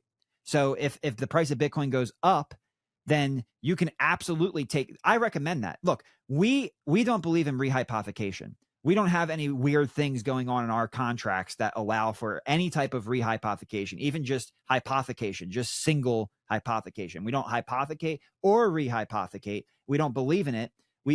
That's not what the Bitcoin's for. The Bitcoin's to secure the loan. So it's doing what it's supposed to do, which is secure the loan and reduce risk. There's no reason to touch that Bitcoin and do anything else with it, because you're always going to lose. And that adds such significant risk that it brings you to the profit maxi mindset versus the relationship maxi mindset says, man, this person's been a responsible saver of Bitcoin.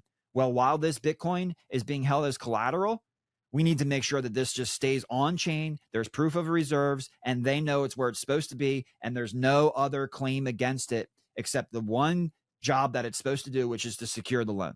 No other games are being played in the background. That is of the utmost importance. So with that being said, People's Reserve doesn't make money if you put Bitcoin on our platform. Matter of fact, I don't want to babysit your Bitcoin. That actually costs me money, because now I have more coins and more liability on my platform, higher insurance costs. I'm going to lose sleep at night if you're just using us as your custody. I mean, if you need to do that, it's fine, but we recommend that you take custody. You be your own bank and that you embrace financial sovereignty and freedom and literally self-custody. That is the number one thing we believe in and recommend. So if the value of your Bitcoin goes up, you can absolutely take it back, because the only obligation you have is to maintain that one-to-one. So, and remember, let's say Bitcoin has a big day, goes up 30%. Now you claw back to the one-to-one. The next day there's a correction, it comes back 15%. Well, what did you just do? You just raised your interest rate. So that's the trade-off. So you can claw it back to that one-to-one point, and then if the price goes down, your interest rate can go up. But if you see that that's happening, you can also post more collateral to make sure that your interest rate doesn't go up.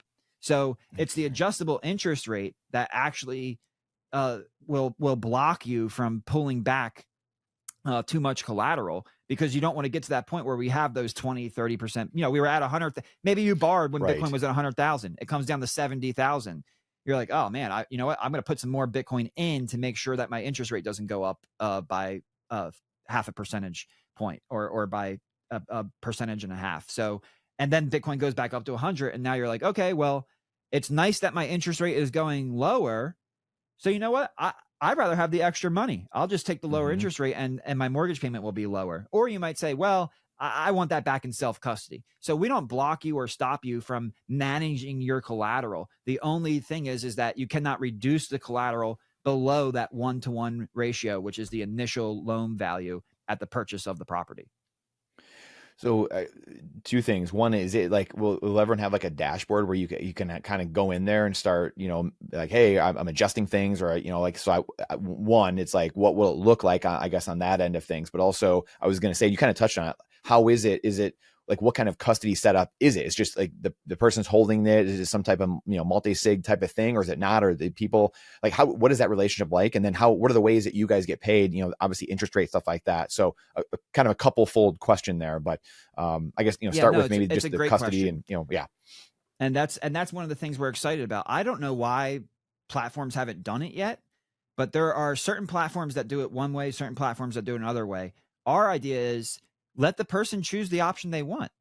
If you want to post your collateral with People's Reserve, number one, we're working with Fireblocks. So we already have institutional multi-sig and we have a secure setup.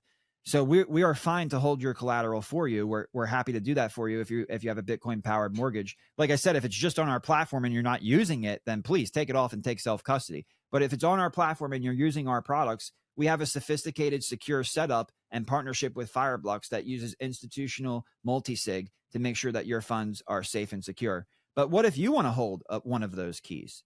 Well, why are companies not allowing that to happen? If you look at some other platforms out there, the technology already exists. So you should be able to plug in and hold one of those keys if you want to use multi-sig. Now, there might be a little bit of an additional cost to that setup because there's an infrastructure cost to that.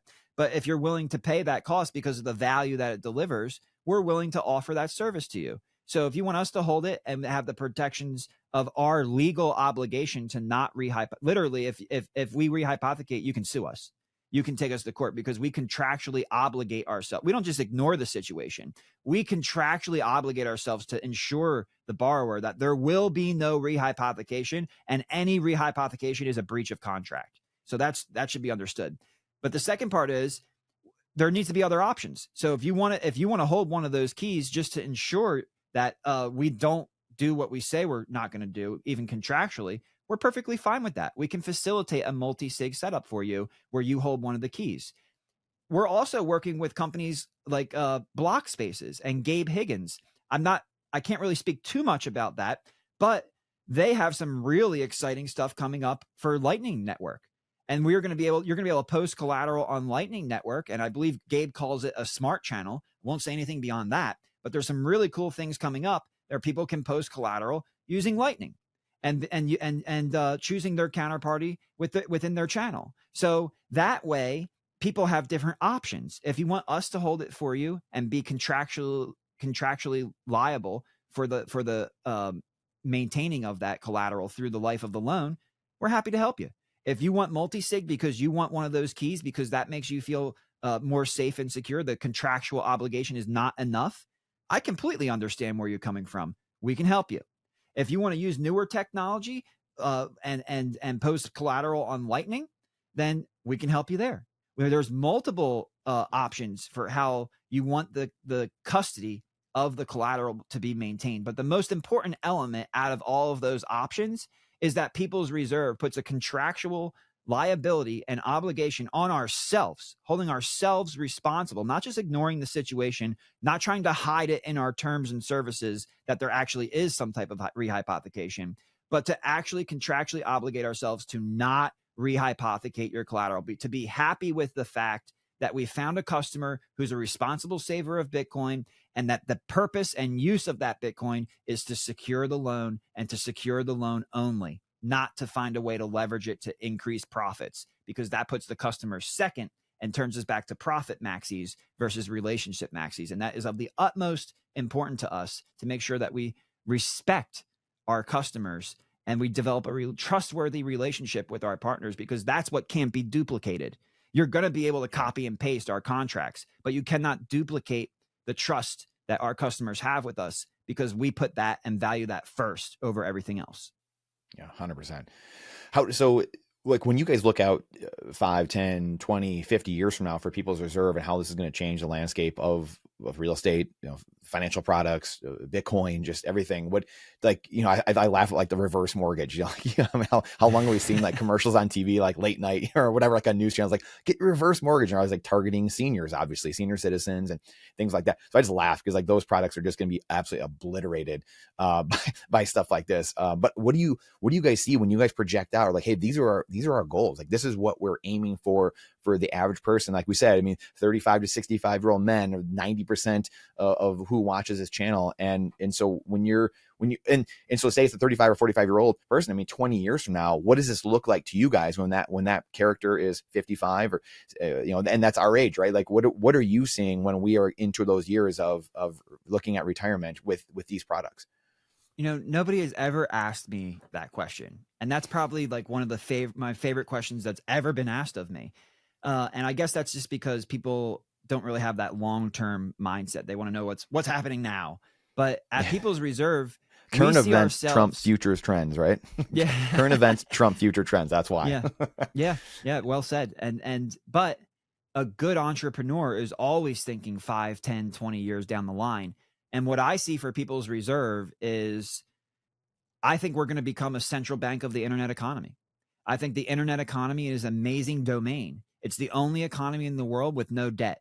It's the only economy in the world that no one country can control or outcompete because it's an aggregate economy. Most importantly, it's the only economy in the world that doesn't use communist price controls and anchor rates to state the price of money. The only economy with true free market interest rates and soon a true free market yield curve. And I see People's Reserve becoming a central bank of the internet economy, much like I see Strategy becoming a central bank of the internet economy. And what's amazing is, for those of your listeners who follow along in finance, when you talk about the yield curve, the very front end of the yield curve in the traditional market is the federal funds rate, right? The federal funds rate is an interbank lending rate. It's an overnight interbank lending rate. And then you go all the way out the curve to like a 30-year bond, right? And then everything in between, 2, 5, 10s, 20s at the 30-year. You create this yield curve. Well, what's amazing is, in the internet economy, what's going to create the federal funds rate? What's going to be the front end of the curve?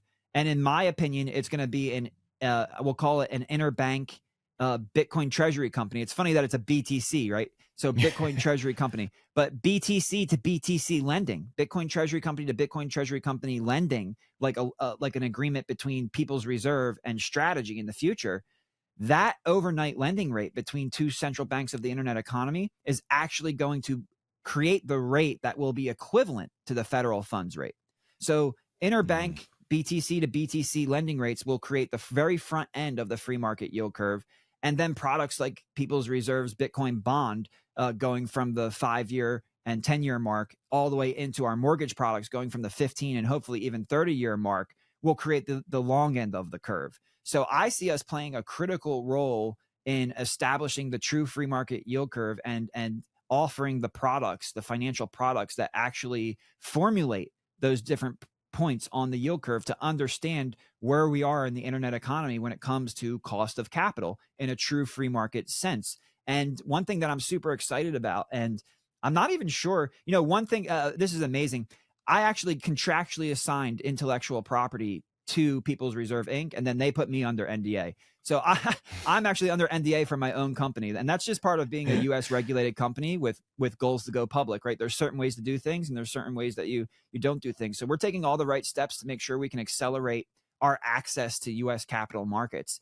And if we're able to perform a reverse merger with a special purpose acquisition company, very similar to what 21 and Nakamoto just did, and we gain access to U.S. capital markets, I believe People's Reserve will be the first Bitcoin treasury company to leverage their access to U.S. capital markets, not only to accumulate Bitcoin, but to empower responsible savers of Bitcoin, to empower their own ecosystem. You imagine we raised $100 million in some kind of convertible debt note. We turn around and buy $25 million of Bitcoin, but then we take $75 million and we inflow it into the fund. And then the fund is then taking that money and lending it back to Bitcoiners to establish that risk-free rate. So our cost of capital is very low. We're flipping that cost of capital into the ecosystem, which is generating a rate that is better than you're going to get anywhere else, especially when you measure it in terms of risk. And then all the people within our ecosystem are using our products and services, creating revenues for us. Well, what does that mean? That means all those revenues flow back up through our subsidiaries to our umbrella corporation, People's Reserve Inc., and we can pay dividends. Because I'm a long-term holder of MicroStrategy. I think my split adjusted price is like $27. I'm not going to sell my shares anytime soon. I think Michael Saylor will successfully make MicroStrategy a central bank of the internet economy. So I'm in it for the long haul. But I'm also in my Bitcoin holdings for the long haul. So how much long haul positions do I need? Like I said, I'm not selling my strategy position, but I think the next evolution of Bitcoin treasury companies, because this is really taking off right now. What will differentiate a successful Bitcoin treasury company from just a Bitcoin treasury company leveraging the narrative to try to escape their zombie reality is that it's a company that actually cash flows and produces revenues and then can pay a dividend. And I think, if you think we've innovated and redefined things with our financial products, wait until we have access to U.S. capital markets. Wait until you see the type of dividend that we pay, because I want a Bitcoin treasury company that provides long-term exposure to the central bank of the internet economy, but also pays me cash flows through dividend distribution to help increase my quality of life and standard of living today. I have my self-custody Bitcoin for the long haul, but then I have my People's Reserve equity for my cash flows with exposure to the long haul. And I have my MicroStrategy for my long haul as well. But how many long hauls do I need? I need cash flow too. I want to make my kids' life better today and in the future. And at People's Reserve, we are ready to not only usher in the next evolution of financial products by integrating Bitcoin, but also to bring the Bitcoin treasury company strategy to a next level, to the next evolution, where you get that long-term exposure, but with the dividend paid cash flows. So those are just some of the things that I'm excited about and that we're working towards, and what I see happening in the future for People's Reserve. And obviously anybody who's participating in the ecosystem is going to be able to grow with it and experience those benefits as well. I think what's amazing is we go back to education. Like you said, we need more education, but it's also more pools of capital coming in, and all those things are like a self-fulfilling prophecy. More education, more capital is going to come in. The more capital comes in, it forces more people to get educated. And it's wild, because you see, like, we're just in the front end of this curve of all this fiat that's truly, I mean, people talk about Bitcoin being the black hole, but like the capital markets and just the legacy system, all the fiat that's starting to like swirl the top of the drain and like starting to come into that black hole of Bitcoin, where it's getting sucked in now. It's starting to get sucked into Bitcoin, where it's going to go to people like you, or, or companies like what Saylor's doing. And Jack Mallers, they're going to these different things where they're now they're taking the fiat, sucking it in, destroying it, and getting rid of this fiat and turning it into Bitcoin products, Bitcoin engineered products. It's the most fascinating thing. It's like we're seeing it in real time. We're experiencing the transition from one monetary system to the next. And it's like happening in plain sight, but almost no one sees it, because it's just like, oh, we live our lives every day. And it's like, oh, okay, I hear an announcement, like absolutely wild. Like it's like most mind-blowing thing I've ever seen in my life. When you can see it, because it's invisible, like it is hard to see to a degree. But in saying all that, I would love your thoughts. Just we touched on Saylor a little bit, but I would love you just CJ's thoughts on maybe a high level of what Saylor is doing, talking about some of these products they have, like the dividend, some of the things they're announcing, and they're creating these new products and the things that you guys have on your horizon of what you're doing. Yeah, absolutely. I mean, I'm a fan of Saylor. I mean, who isn't? There's no doubt that he has opened the Pandora's box of financial engineering. And even what we do here at People's Reserve is building on top of his shoulders. So he has really taken the lead on financial engineering for corporations and institutions. And he's created these products, whether it's preferreds or any of the new offerings that came out. And he's solving problems of really big pools of capital. Like the aggregate sum of this pool of capital is roughly $300 trillion, but it's not all in the same situation. These pools are segregated within that $300 trillion value, and each pool of liquidity faces a different problem. And he's slowly solving those problems with the different products that he's engineering. So he's the trailblazer. He's the OG. He opened the Pandora's box of financial engineering, and he is capitalizing on that for institutions and corporations. What we do at People's Reserve is we build on top of his shoulders. We build on top of his thesis. And, I love his three-stooled leg thesis where you have digital utility, you have Bitcoin, like all of these play an important role. People ask all the time, what does crypto exist for? Well, in my opinion, most crypto is a scam. And most crypto, because it's trying to compete with Bitcoin, is a scam. But you have protocols like these different L1s like Ethereum or Solana, where on top of those protocols, you build decentralized finance smart contracts. Remember, I said everything's a contract. So you're either going to shake your hand and sign a written contract, or you're going to use a smart contract. Well, if these protocols are here to help evolve Bitcoin and complement Bitcoin, evolving it from digital gold to pristine collateral, then I think there's a role for it to play. I think that there's a solution that, there's a problem that it's the solution to. But when you start getting into cryptos that compete with Bitcoin, and even Ethereum completely botching the narrative of being a gas that complements Bitcoin and helps you utilize Bitcoin within smart contracts to unlock your money and use it in DeFi, that is such a better, stronger narrative, a common sense narrative versus it being hard money that competes with Bitcoin. No, nothing competes with Bitcoin. Nothing can compete with Bitcoin. Nothing will ever remove Bitcoin. It's the first form of money, the last form of money that humanity will ever need. And if you're trying to compete with Bitcoin, you're trying to create this narrative like ETH or like Ripple, you're a scam.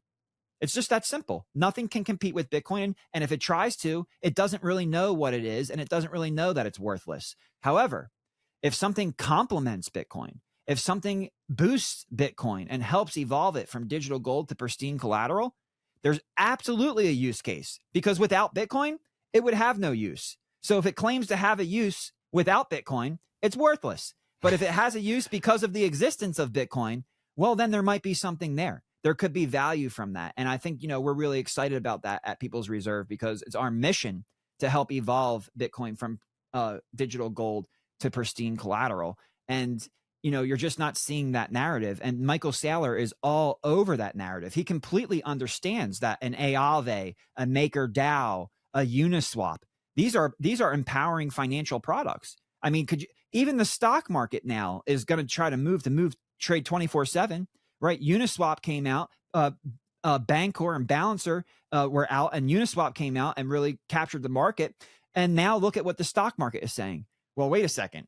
If these crypto tokens, which are most of them are just useless, can trade 24/7, why aren't our equities trading 24/7?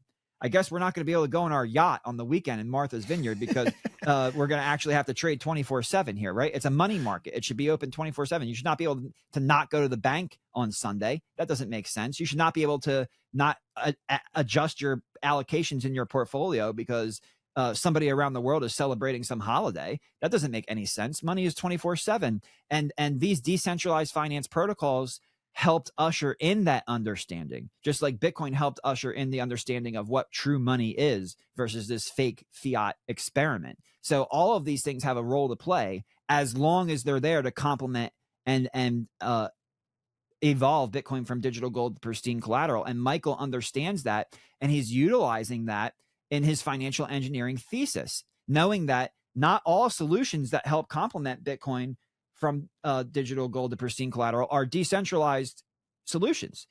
MicroStrategy is a centralized solution, and it's going to be a central bank of the internet economy where you come and you use regular real world contracts instead of smart contracts, or maybe even both, to facilitate what you need to do with your savings. And he's done it, and he's perfected it when it comes to financial engineering for corporations and institutions, and then allowing the everyday person to partake in that. I mean, I'm extremely happy with my $27 split just price. I mean, he's kicking butt and nobody's doing it better. However, I like to build on top of his shoulders. I like to take what he did and then move that financial engineering energy and remove it from corporation institutions and move it to the everyday person. So we've with our Bitcoin powered mortgage product and our principal protected note Bitcoin bond, we've really done some financial engineering that's designed to not solve the problems of the corporations and institutions, but to solve the problems of the everyday Bitcoiner, to solve the problems of the responsible saver of Bitcoiner who's trying to get ahead in life. And Michael needs to take the lead on that side. People's Reserve is happy to take the lead on this side. And we're going to work together, both being at the tip of our own spears, fighting against the system that's designed to extract value from us and ushering in the Trojan horse, delivering the package, landing the plane so that we can move into a new, more prosperous, more fair, true free market where the world is just simply going to be a better place because it's built around Bitcoin equity rather than proof of promise fiat debt. Okay, so I want to address with two questions here the elephant in the room that maybe some might be thinking. So that's great, guys. That's great, CJ. It's great, Brandon. You're talking all these amazing things that are going to happen in the world. What happens when all the companies, whether it's Michael Saylor or People's Reserve, or it's, Jack Mallers, it's 21 Capital, it's Nakamoto, all these, Similar Scientific, Metaplanet. What happens when there's a downturn in Bitcoin? Are we going to see a mass deleveraging event in your thoughts when you kind of look across the horizon here? Because, we're getting towards I don't know, the next 6 months. A lot of people think there's going to be some really face melting action here going up in the next, 3, 6, 9 months. But what happens when there's that down year? Do you foresee, when you look out across the bow here or on the horizon, of what might be happening on the other side of that? Yeah, and that's a great question, and I absolutely think that's going to happen. Now, is it going to happen to companies like MicroStrategy? No. And that's why I'm not selling my shares, because look at the price. Remember, the price of debt forms that yield curve. So Michael has issued debt at basically zero. So the burden of that debt is compounding at such a small rate that the compounding growth of Bitcoin over time, Michael is the perfect example of the definition of Bitcoin yield, right? Like when I tried to explain our definition of Bitcoin yield, where did I learn that from? I learned it from Michael. I learned that when you take debt out and you buy Bitcoin, and the growth of that debt is so much slower and smaller than the growth of the underlying asset like Bitcoin, then it just makes perfect sense. And it's actually the best carry trade in the world. So you see hedge funds and people all the time, they talk about the Japanese carry trade because they borrow here and do this and they're arbitraging different things. Bitcoin is the best arbitrage because you use debt, very cheap debt, and then you get Bitcoin, and Bitcoin's CAGR far outpaces the growth of the interest on the debt. So over time, maybe if things went wrong, he'd have to liquidate a little bit, but he still has somewhat of some cash flows to help service that debt. He can always tap the ATM to service that debt. He can always issue more debt to service that debt. So I think when you're getting the types of prices that Michael's getting, this is not going to be a problem. Where the problem comes in, if you're liking this interview, but you're just wondering, you know what, Brandon, this is amazing stuff. And I get you have these guests on and they're talking about how orange pilling the world is so great and how Bitcoin is going to take over the world. How in the world do I educate my family and friends? How do I get people to understand what most people just don't care about, quite honestly? Bitcoin trading cards is the way to do that. When you open up these cards, you see the foil cards, you see the chase, you see the glossy cards, young, old, boy, girl, man, woman, it doesn't matter. People love these cards. It's awesome because they're super valuable, by the way. Amazing little side note. However, it Trojan horses them into the most important thing of the day. It's not politics. It's not all the things that we fight about. It's changing the money, fix the world. Bitcoin trading cards is the best way that we have going in order to do that, no matter who you are. You're gonna love them. Playable Characters 10 for 10% off at checkout. Playable Characters 10 off at checkout. BTC-TC.com. You're going to absolutely love these things. Now back to the show. are with all the copycats, because Michael is the innovator and everybody else is the copy paster. So the innovator, I think, is going to be safe because the innovator has a level of understanding and he has access to cheap debt that these copycats aren't going to get. So what happens on the pricing curve of debt is that you have to, what did the Federal Reserve do when they wanted to try to penalize the economy for inflation? It was not the economy's fault that there was inflation, but they knew if they raised interest rates, it would slow the economy, because when you increase the price of debt, it creates more of a burden and it slows the economy. Well, that is the same thing that's going to happen to Bitcoin treasury companies. Michael Saylor is the only one who can issue at 0% or 0.25% or 0.75%. All these other copycats who are just trying to de-zombify their companies, they're going to have to issue at 2% and 3% and 4%. And that percentage will keep going up in order to incentivize people in the market to lend them money to employ the Bitcoin treasury status. But if we get a run from 100,000 to 500,000 and somebody issues debt at 4 or 5% and then buys Bitcoin at 500,000, it goes back down to 100,000 or even 80,000, they're going to be forced to sell. They're going to be forced to sell to service the debt because they're not getting free debt. They're paying a higher price for that debt because they're not the innovator, they're the copycat, and the market is becoming saturated. And when the market becomes saturated, there becomes a pricing battle. And like when you talk about goods and services, it pushes the prices down. But when you talk about debt issuance, it actually, with that competition pushes the prices up.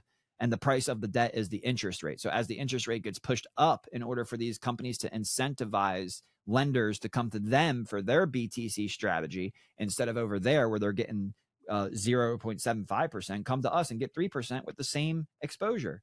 Yeah, but on the downside, now you have these liquidation risks. Now you have these risks of timing things improperly and not having the buffer that Michael has. With over 500,000 Bitcoin, if Bitcoin price goes up $1,000, MicroStrategy's natural asset value increases by $5 billion. So, I mean, just yesterday, the price went from 105 down to 100 shortly, right? So a $5,000 drop. So that's like a 2.5, that's $25 billion of NAV value pulled out of the balance sheet because of the price of Bitcoin. And then it came right back up to 104, 105. That's 25 billion back in. But for the new Bitcoin treasury company with a cost basis of 60, 70, 100,000, you're not getting that NAV value pushed into your balance sheet. There's no buffer there. So you have to be really careful on how you incentivize the market with a higher price on your debt. Because if you mistime it, you will be forced to liquidate. And eventually I think that time will come. When it comes, I have no idea, but that time will come. And I don't think it will affect everybody in the marketplace. I think companies like MicroStrategy and MetaPlanet are probably the two leaders right now. And the other companies that got seeded with lots of Bitcoin are sitting pretty as well. But all the other companies that are copycatting and are really just zombified companies adopting this treasury plan to make themselves relevant again, I think they're the ones who are going to run into the problems. They're the ones who are going to actually be forced to liquidate. And the good news is that not only people like you and myself will buy liquidation prices, but also the big boys like MicroStrategy and MetaPlanet would be more than happy to issue more cheap debt to buy Bitcoin at liquidation prices. Do you think that makes me think of just cycles in general? I mean, are you a believer of the cycles still being a thing going forward? You know, is it going to be a super cycle? Like, again, if these events are going to possibly happen, I would imagine there would be these liquidation events where the cycle takes its downturn, or you're already in a downturn, I guess, and then people are getting liquidated. So is that kind of where your head's at? Like, hey, we're probably gonna have these 4-year cycles for a while, or how do you think about that? Yeah, that's a great question. I think we were in a commodity cycle where the price of Bitcoin moved relative to its all-in cost of production. So as soon as price went to a massive premium to cost, we would see a lot of sell-offs. And then you get the natural commodity cycle where you start like fair value, and fair value is really just no profit is involved, right? Like I pulled this gold from the ground and it cost me $3,300 to pull it from the ground. I'll sell it to you for $3,300 so that I can stay in business. That's what I like to refer to as fair value, because there's no profit. You're just getting remunerated for the value that you're delivering to the customer. Where you get into the premiums is when there's a profit, right? And profit is the invisible hand that drives the marketplace. So that's why hash rate continues to grow, because the price is above the all-in cost. and that creates profit, and then profit incentivizes expansion of hash rate. So it's really important to watch hash rate to confirm this theory. But as long as hash rate is growing, then I think it's going to be cyclical, because it has to be cyclical, because everything is cyclical. The real question is not will there be cycles? The real question is, what type of cycle is it going to be? And in the early days, we were in a commodity cycle. But I believe with the monetization and financialization of Bitcoin, we're actually moving into a monetary cycle or a credit cycle. So all of this debt issuance and all of the financialization of Bitcoin, where debt is taken out against Bitcoin, is going to create and redefine the commodity cycle. I think we're maturing. We're maturing from the commodity cycle into the money cycle or credit cycle. And that's why it's going to be based on leverage to leveraged exposure to Bitcoin is going to be more important on price action versus like the all-in cost of production relative to the market price, and whether you're trading at a premium or discount. So in the early days, we had a commodity cycle. It's a 4-year cycle. The halving was a catalyst to that cycle, because the moment the halving takes place, the cost of production doubles. So miners must immediately, for new incoming, once miners get rid of the rest of the treasury that they had at the lower cost of production, once that newer cost of production hits, the miners have to ask for a higher price, or else they go out of business, right? And then the bid has to accept that or not. And that's free market price discovery. That's how you discover value proposition. So if a miner goes, I could sell you this for 30, for 30, for 30, for 30. Oh, I'm out of all the things I paid 30 for. Now I got to sell it for 50. Well, if the marketplace wasn't willing to pay 50, then it would be how we vote with our dollars. It would be the free market price signal saying the value proposition of the Bitcoin network, the value proposition of a truth ledger in a world of lies, is not worth the price I'm paying. I'm not getting the value back for the price that I'm paying. Instead, we've seen the opposite, a confirmed bid that pushes and pushes and pushes. So as cost goes up, because increasing hash rate, because of halvings, because of difficulty adjustments, the customer is still willing to pay more, because the value proposition of the Bitcoin network is infinite, because the value proposition of a truth ledger in a world of lies is infinite. So that's the price discovery cycle we're in right now. But the dynamic of that price discovery cycle, I believe, will transform from this commodity cycle that we've been accustomed to into the money credit cycle, which we are now transitioning into now with the advent of the financialization of the asset class. The other elephant in the room I was referring to earlier, the cycles I just added that in there. Was just we talked about the central bank of the internet, Michael Saylor, what he's doing with strategy. Do you have any concern that this kind of goes back to that Cypherpunk ethos, this balance, striking this balance somehow we talked about in the beginning? Do you have concern that some would say, hey, you're creating this same system with new players, you're just shuffling deck chairs at this point, it's just gonna be the same system with new players? Or is Bitcoin actually going to change humans through the incentives that Bitcoin has? Like, how do you see that when you hear someone say that? Yeah, I mean, my counterpoint to that is that they probably haven't been in Bitcoin that long, because you find out that you don't change Bitcoin changes you. Right? It's like it just literally, it changes the way you think, it changes the way you save, it changes the way you spend your money, it changes the way there would be times before Bitcoin where I would just go to the store and I would buy sandals and they'd cost $30, and who cares? Like, that's how much they cost, so I bought them. But now, I have way more purchasing power now, but I find myself going into Marshalls and getting the $15 pair instead of paying the $30 pair, because I want value. I want value for my money. I want something that's going to last, and that's something that's comfortable, but also something that is priced right, because I'm not willing to just give away my savings. And it changes the way you think and look at the world. So although many people will try and continue to try to change Bitcoin, it's ultimately Bitcoin changes you. And I think that applies to the system as well. I think the system is going to try to integrate Bitcoin. It's going to try to swallow Bitcoin whole. But what's going to happen is Bitcoin is going to transform the system from the inside out. And what that's going to do is it's going to lead to a better world with a system of checks and a financial system of checks and balances secured by Bitcoin. So remember, gold did this great. Gold worked perfectly. They had to remove gold because they abused the system. Because of the abuse of the system, they were forced to remove the gold, or else there'd been no gold left. So gold did a really good job of making sure there was a checks and balance. And if you didn't maintain this checks and balance, it wouldn't make sense. The financial system wouldn't make sense. So we got to remove the gold so that we can continue just printing and printing and printing and printing. Because if we keep printing and keep the gold, it's going to be very evident what we're doing. So we need to remove this system of checks and balances. And integrating Bitcoin back into the system reestablishes the system of checks and balances even better than gold, because you can pull gold out of the ground. If the price of gold just gets renamed overnight to $20,000 an ounce, Elon ain't going to Mars no more. He's going to go get those golden asteroids and pull them down because he's going to be incentivized to do that, right? So the integration of Bitcoin into the system through its monetization and financialization, I think, won't change Bitcoin, but Bitcoin will change that system and will reintroduce a system of checks and balances, even to fiat currencies themselves.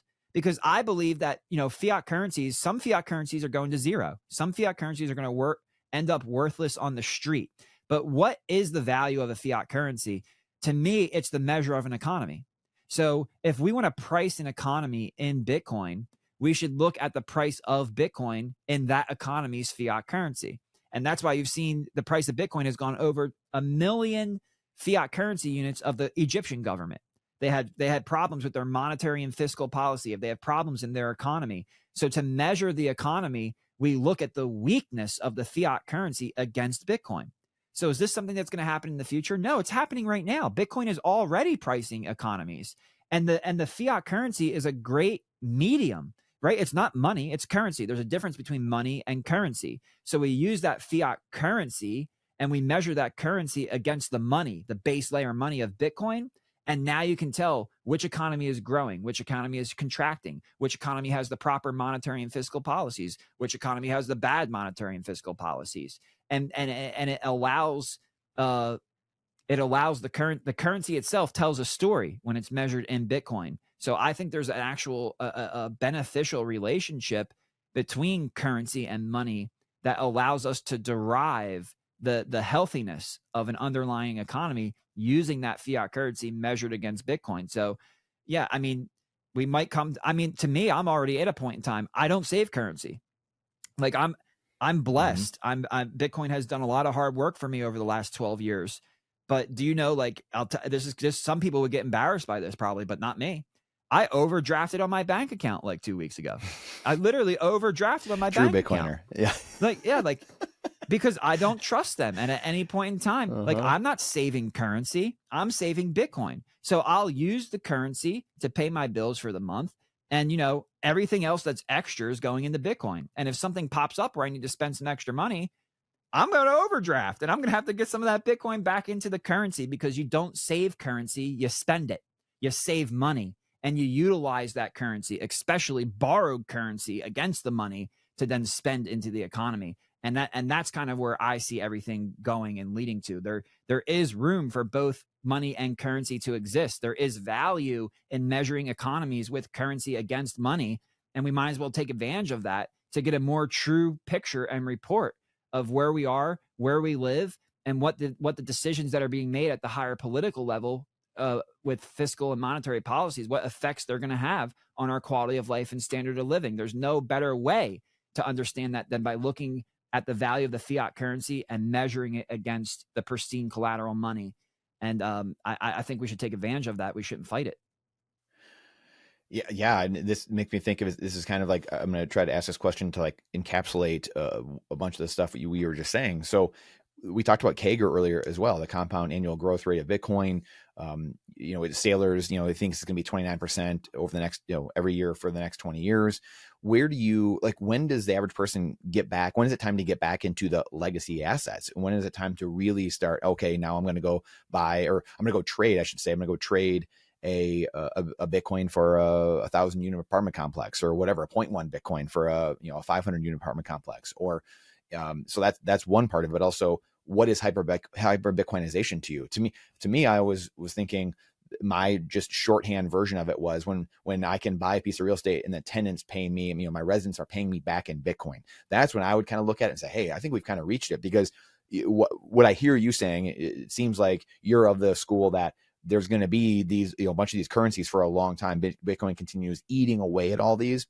all these currencies, all these assets, but you're still going to have a lot of fiat political currencies for as far as the eye can see. Is that sound, does that kind of sum up what you're thinking? And I'd love for you to touch on just like hyper Bitcoinization, and also when people might be jumping back into the CAGR comes down and people are jumping back in.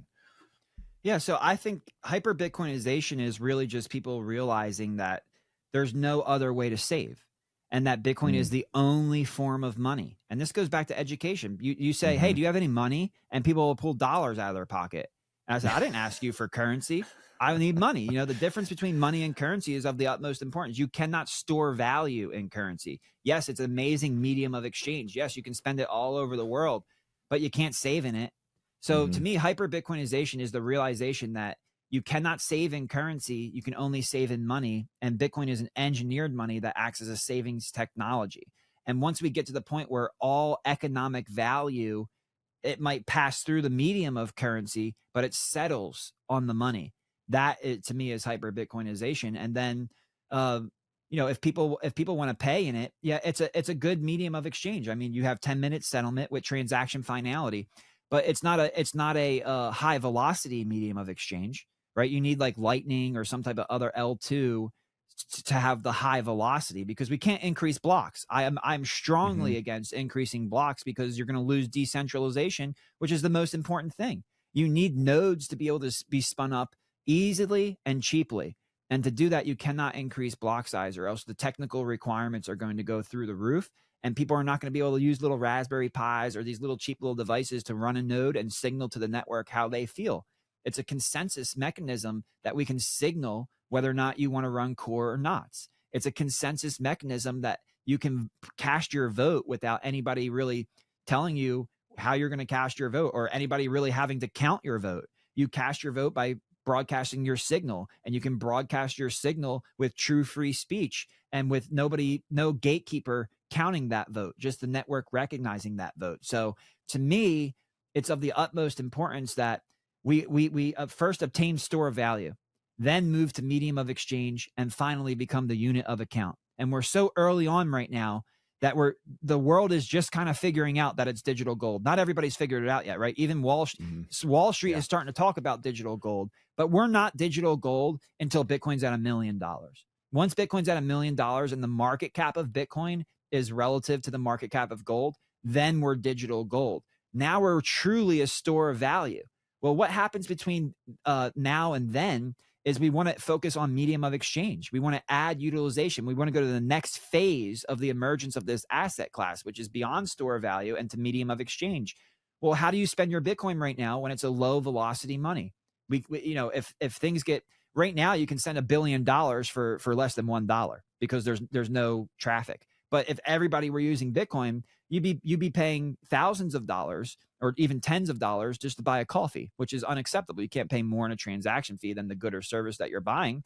Well, enter Lightning, Liquid, and other L2s that allow you to increase the velocity of Bitcoin as a medium of exchange without taking away what the asset really is by changing blocks or anything like that. So there's going to be different solutions for different problems, as there should be in a free market. So I believe there should be a Lightning and a Liquid and other L2 solutions.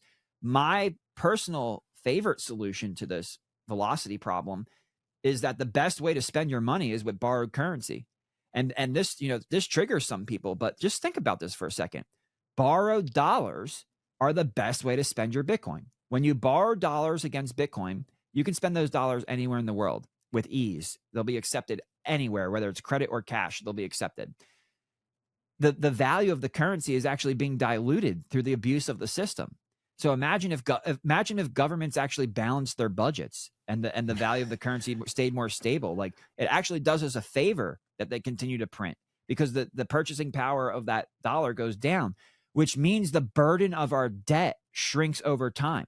So when you spend your Bitcoin with borrowed dollars, you get multiple benefits. You get worldwide acceptance, easy use and spending, and then you get this magic moment here where the burden of the debt, because the debt is denominated in a fixed fiat term, the value of that debt, that $50,000 debt today, is not going to be as much of a burden as a $50,000 debt 5 years from now, especially as Bitcoin continues along with its 60% CAGR.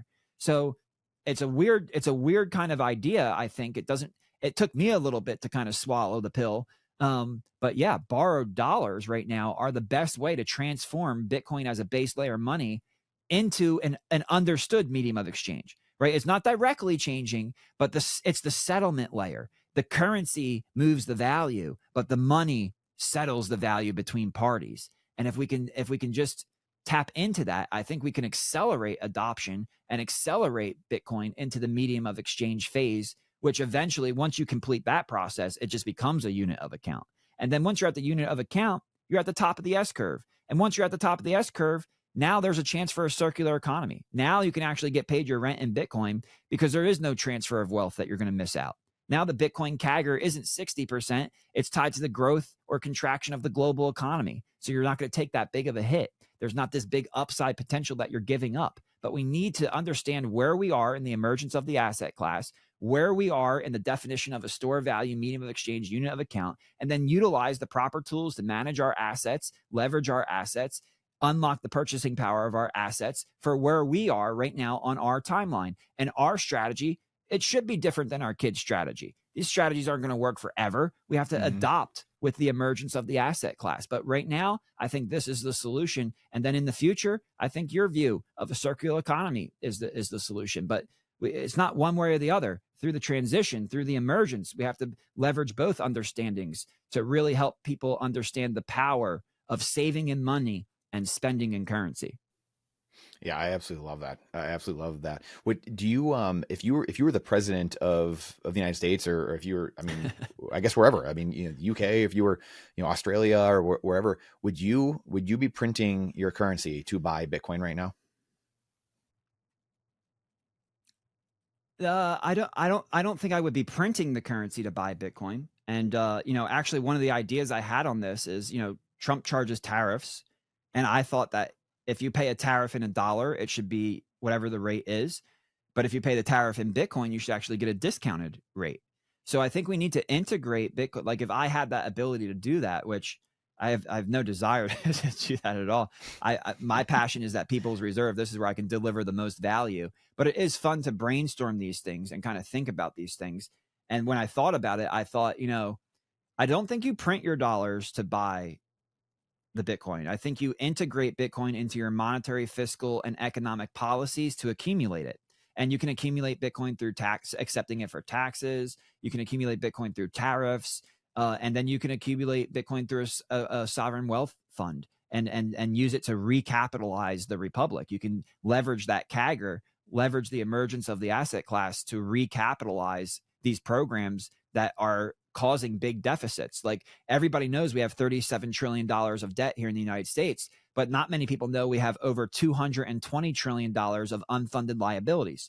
So yeah, we've already spent 37 trillion we didn't have, but we've promised to pay another 220 trillion that we don't have. So how do we mitigate that level of inflation and the downside of what it's going to take to print that much money over the next 50 years? It's getting Bitcoin on the balance sheet. And if you print more money to put Bitcoin on the balance sheet, perhaps it kind of just washes out. But if you use Bitcoin and integrate it into your fiscal and monetary and economic policies, you can build Bitcoin on your balance sheet without diluting your currency. And then I think, my vision for Bitcoin bonds is very different than the mainstream vision for Bitcoin bonds. It's funny because me and Peter Dunworth were some of the first people to talk about this. And then it was, it got put into the global talking forum, I guess is the way to put it. And then it was kind of the idea was changed, which is great because you always want to build out ideas. So it's really cool that the government's thinking about issuing debt and then buying some Bitcoin with the debt and then sharing the profit with the person who lends them money. But I think that there's actually more value to leverage Bitcoin in the debt funding process. So I would take some of the Bitcoin that we collect through tariffs, and then I would package it together into like a principal protected note and then issue these notes. And I'm sure at first I wouldn't even issue it to the open market. I'd issue it to the Social Security Fund, to the Medicare and Medicaid Fund, to the Veterans Fund. Why do we have veterans who fought for our freedom on the streets homeless? Why do we have veterans who can't get health care, who are dealing with post-traumatic stress disorder or actual even physical conditions from their time servicing us protecting our freedom and protecting our rights and the Constitution around the United States? Where is the respect for these people? What about the teachers and the pension plans for the emergency workers, like nurses and those who drive around the emergency vehicles, and the teachers who are teaching our kids? Why is it okay that we have dropped from one of the smartest nations to one of the dumbest nations? I'll tell you why. Because we pay our teachers like they're babysitters. You want your kids to be smart? You pay your teachers and you give them a retirement where people want to be a teacher. Teacher isn't the backup plan. Teacher's the number one plan. Teachers, it's competitive to be a teacher. You have to align incentives. And that's what I mean by integrating Bitcoin into your fiscal, monetary, and economic policies. Leverage the performance of Bitcoin as a savings technology to correct and align incentives with the most important people in our society to make sure that our children can have a better future. This is more important than accumulating Bitcoin. I don't care if the government holds Bitcoin. I'd rather have the people holding Bitcoin versus the government. I want the government to leverage the power of Bitcoin to empower the people, because the government's balance sheet is really the balance sheet of we the people. And if we lose that, then and we leverage that balance sheet to enrich the number on the balance sheet instead of the people of the nation, what's the point of accumulating? What's the point? There is no point. The point is we should be using it to make everyday American lives better, to increase quality of life and standard of living, to make this place safer. If you travel around the world as a Bitcoiner and you come back to the United States, you go, $37 trillion. Where's the infrastructure? Where is everything? They got trains in China that are going 620 miles an hour. They get faster across the country on the land than we do in jetliners in the air. Where is our infrastructure? I can go over to Dubai and sleep on the sidewalk and feel clean. Where is our infrastructure? Where is this money going? Why are we not investing it into this country, making this country a better place to live, a safer place to live, with a higher quality of life and standard of living than anywhere in the world? Where the hell is the money going?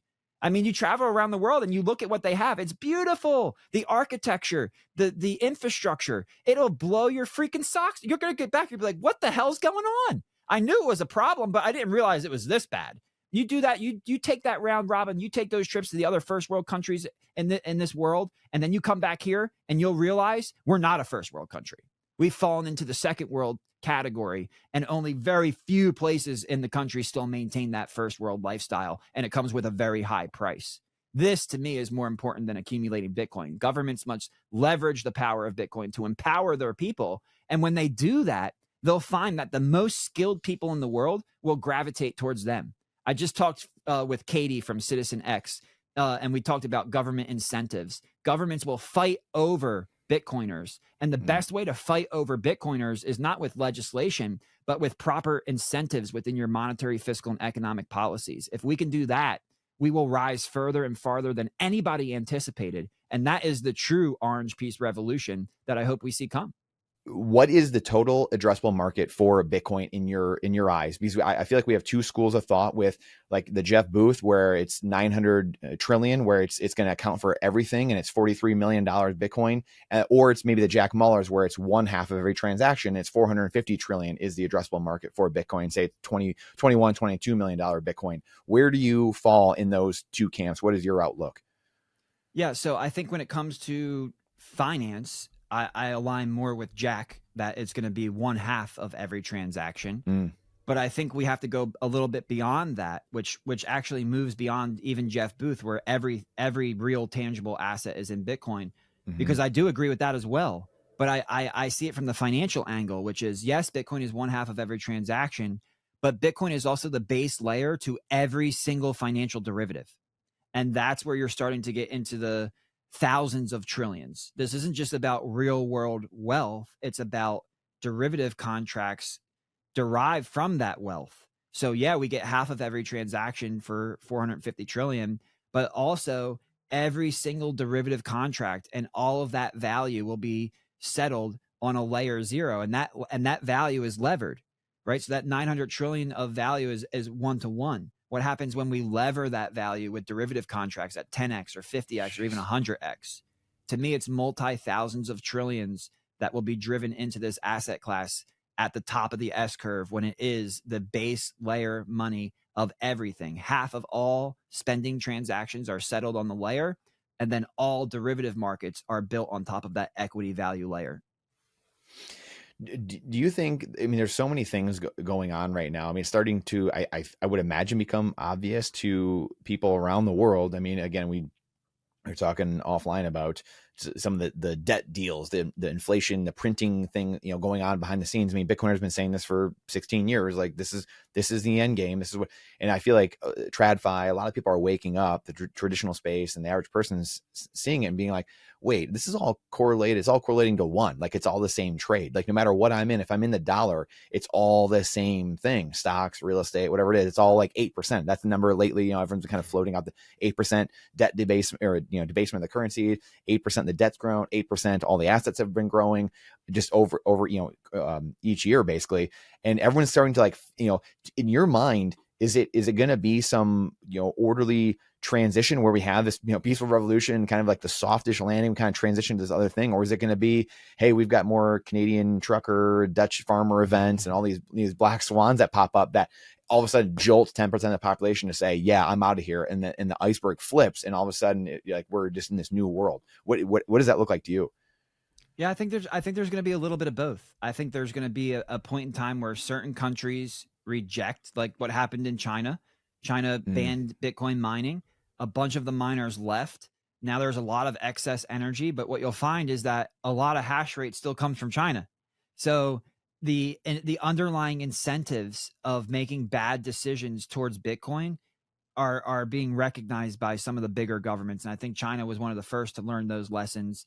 And I wouldn't be surprised if they pivot on that stance publicly eventually. I think privately they've pivoted, because that's why there's still a lot of hash rate coming from there.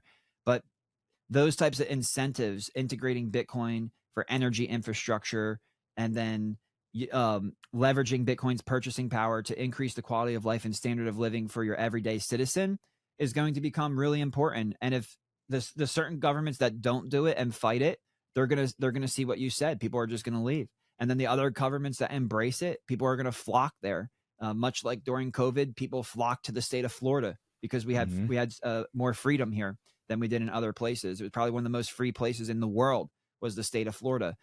So I think that's what you're going to see. People are going to flock towards freedom, and the most free places in the world are going to be those that embrace Bitcoin. And at People's Reserve, we believe the United States is going to swallow that orange pill. We are going to be one of those places that embraces freedom, and that we are going to have a chance to integrate Bitcoin and to leverage Bitcoin to empower we the people. That's everything that we stand about. So, I mean, if you agree with that, then go to peoplesreserve.com, sign up for our newsletter, follow along, learn more about our products, learn how to empower yourself. And whether you're going to be able to do it here or there, it all starts with adopting Bitcoin. It all starts with swallowing the orange pill. And thank you for doing shows like this to help people understand the importance of what's going on here. And obviously, with this interview going over 2 hours, there's so many different verticals, right? There's so many different things. It's like we never talked about the same thing once. There's so many different verticals that this goes into.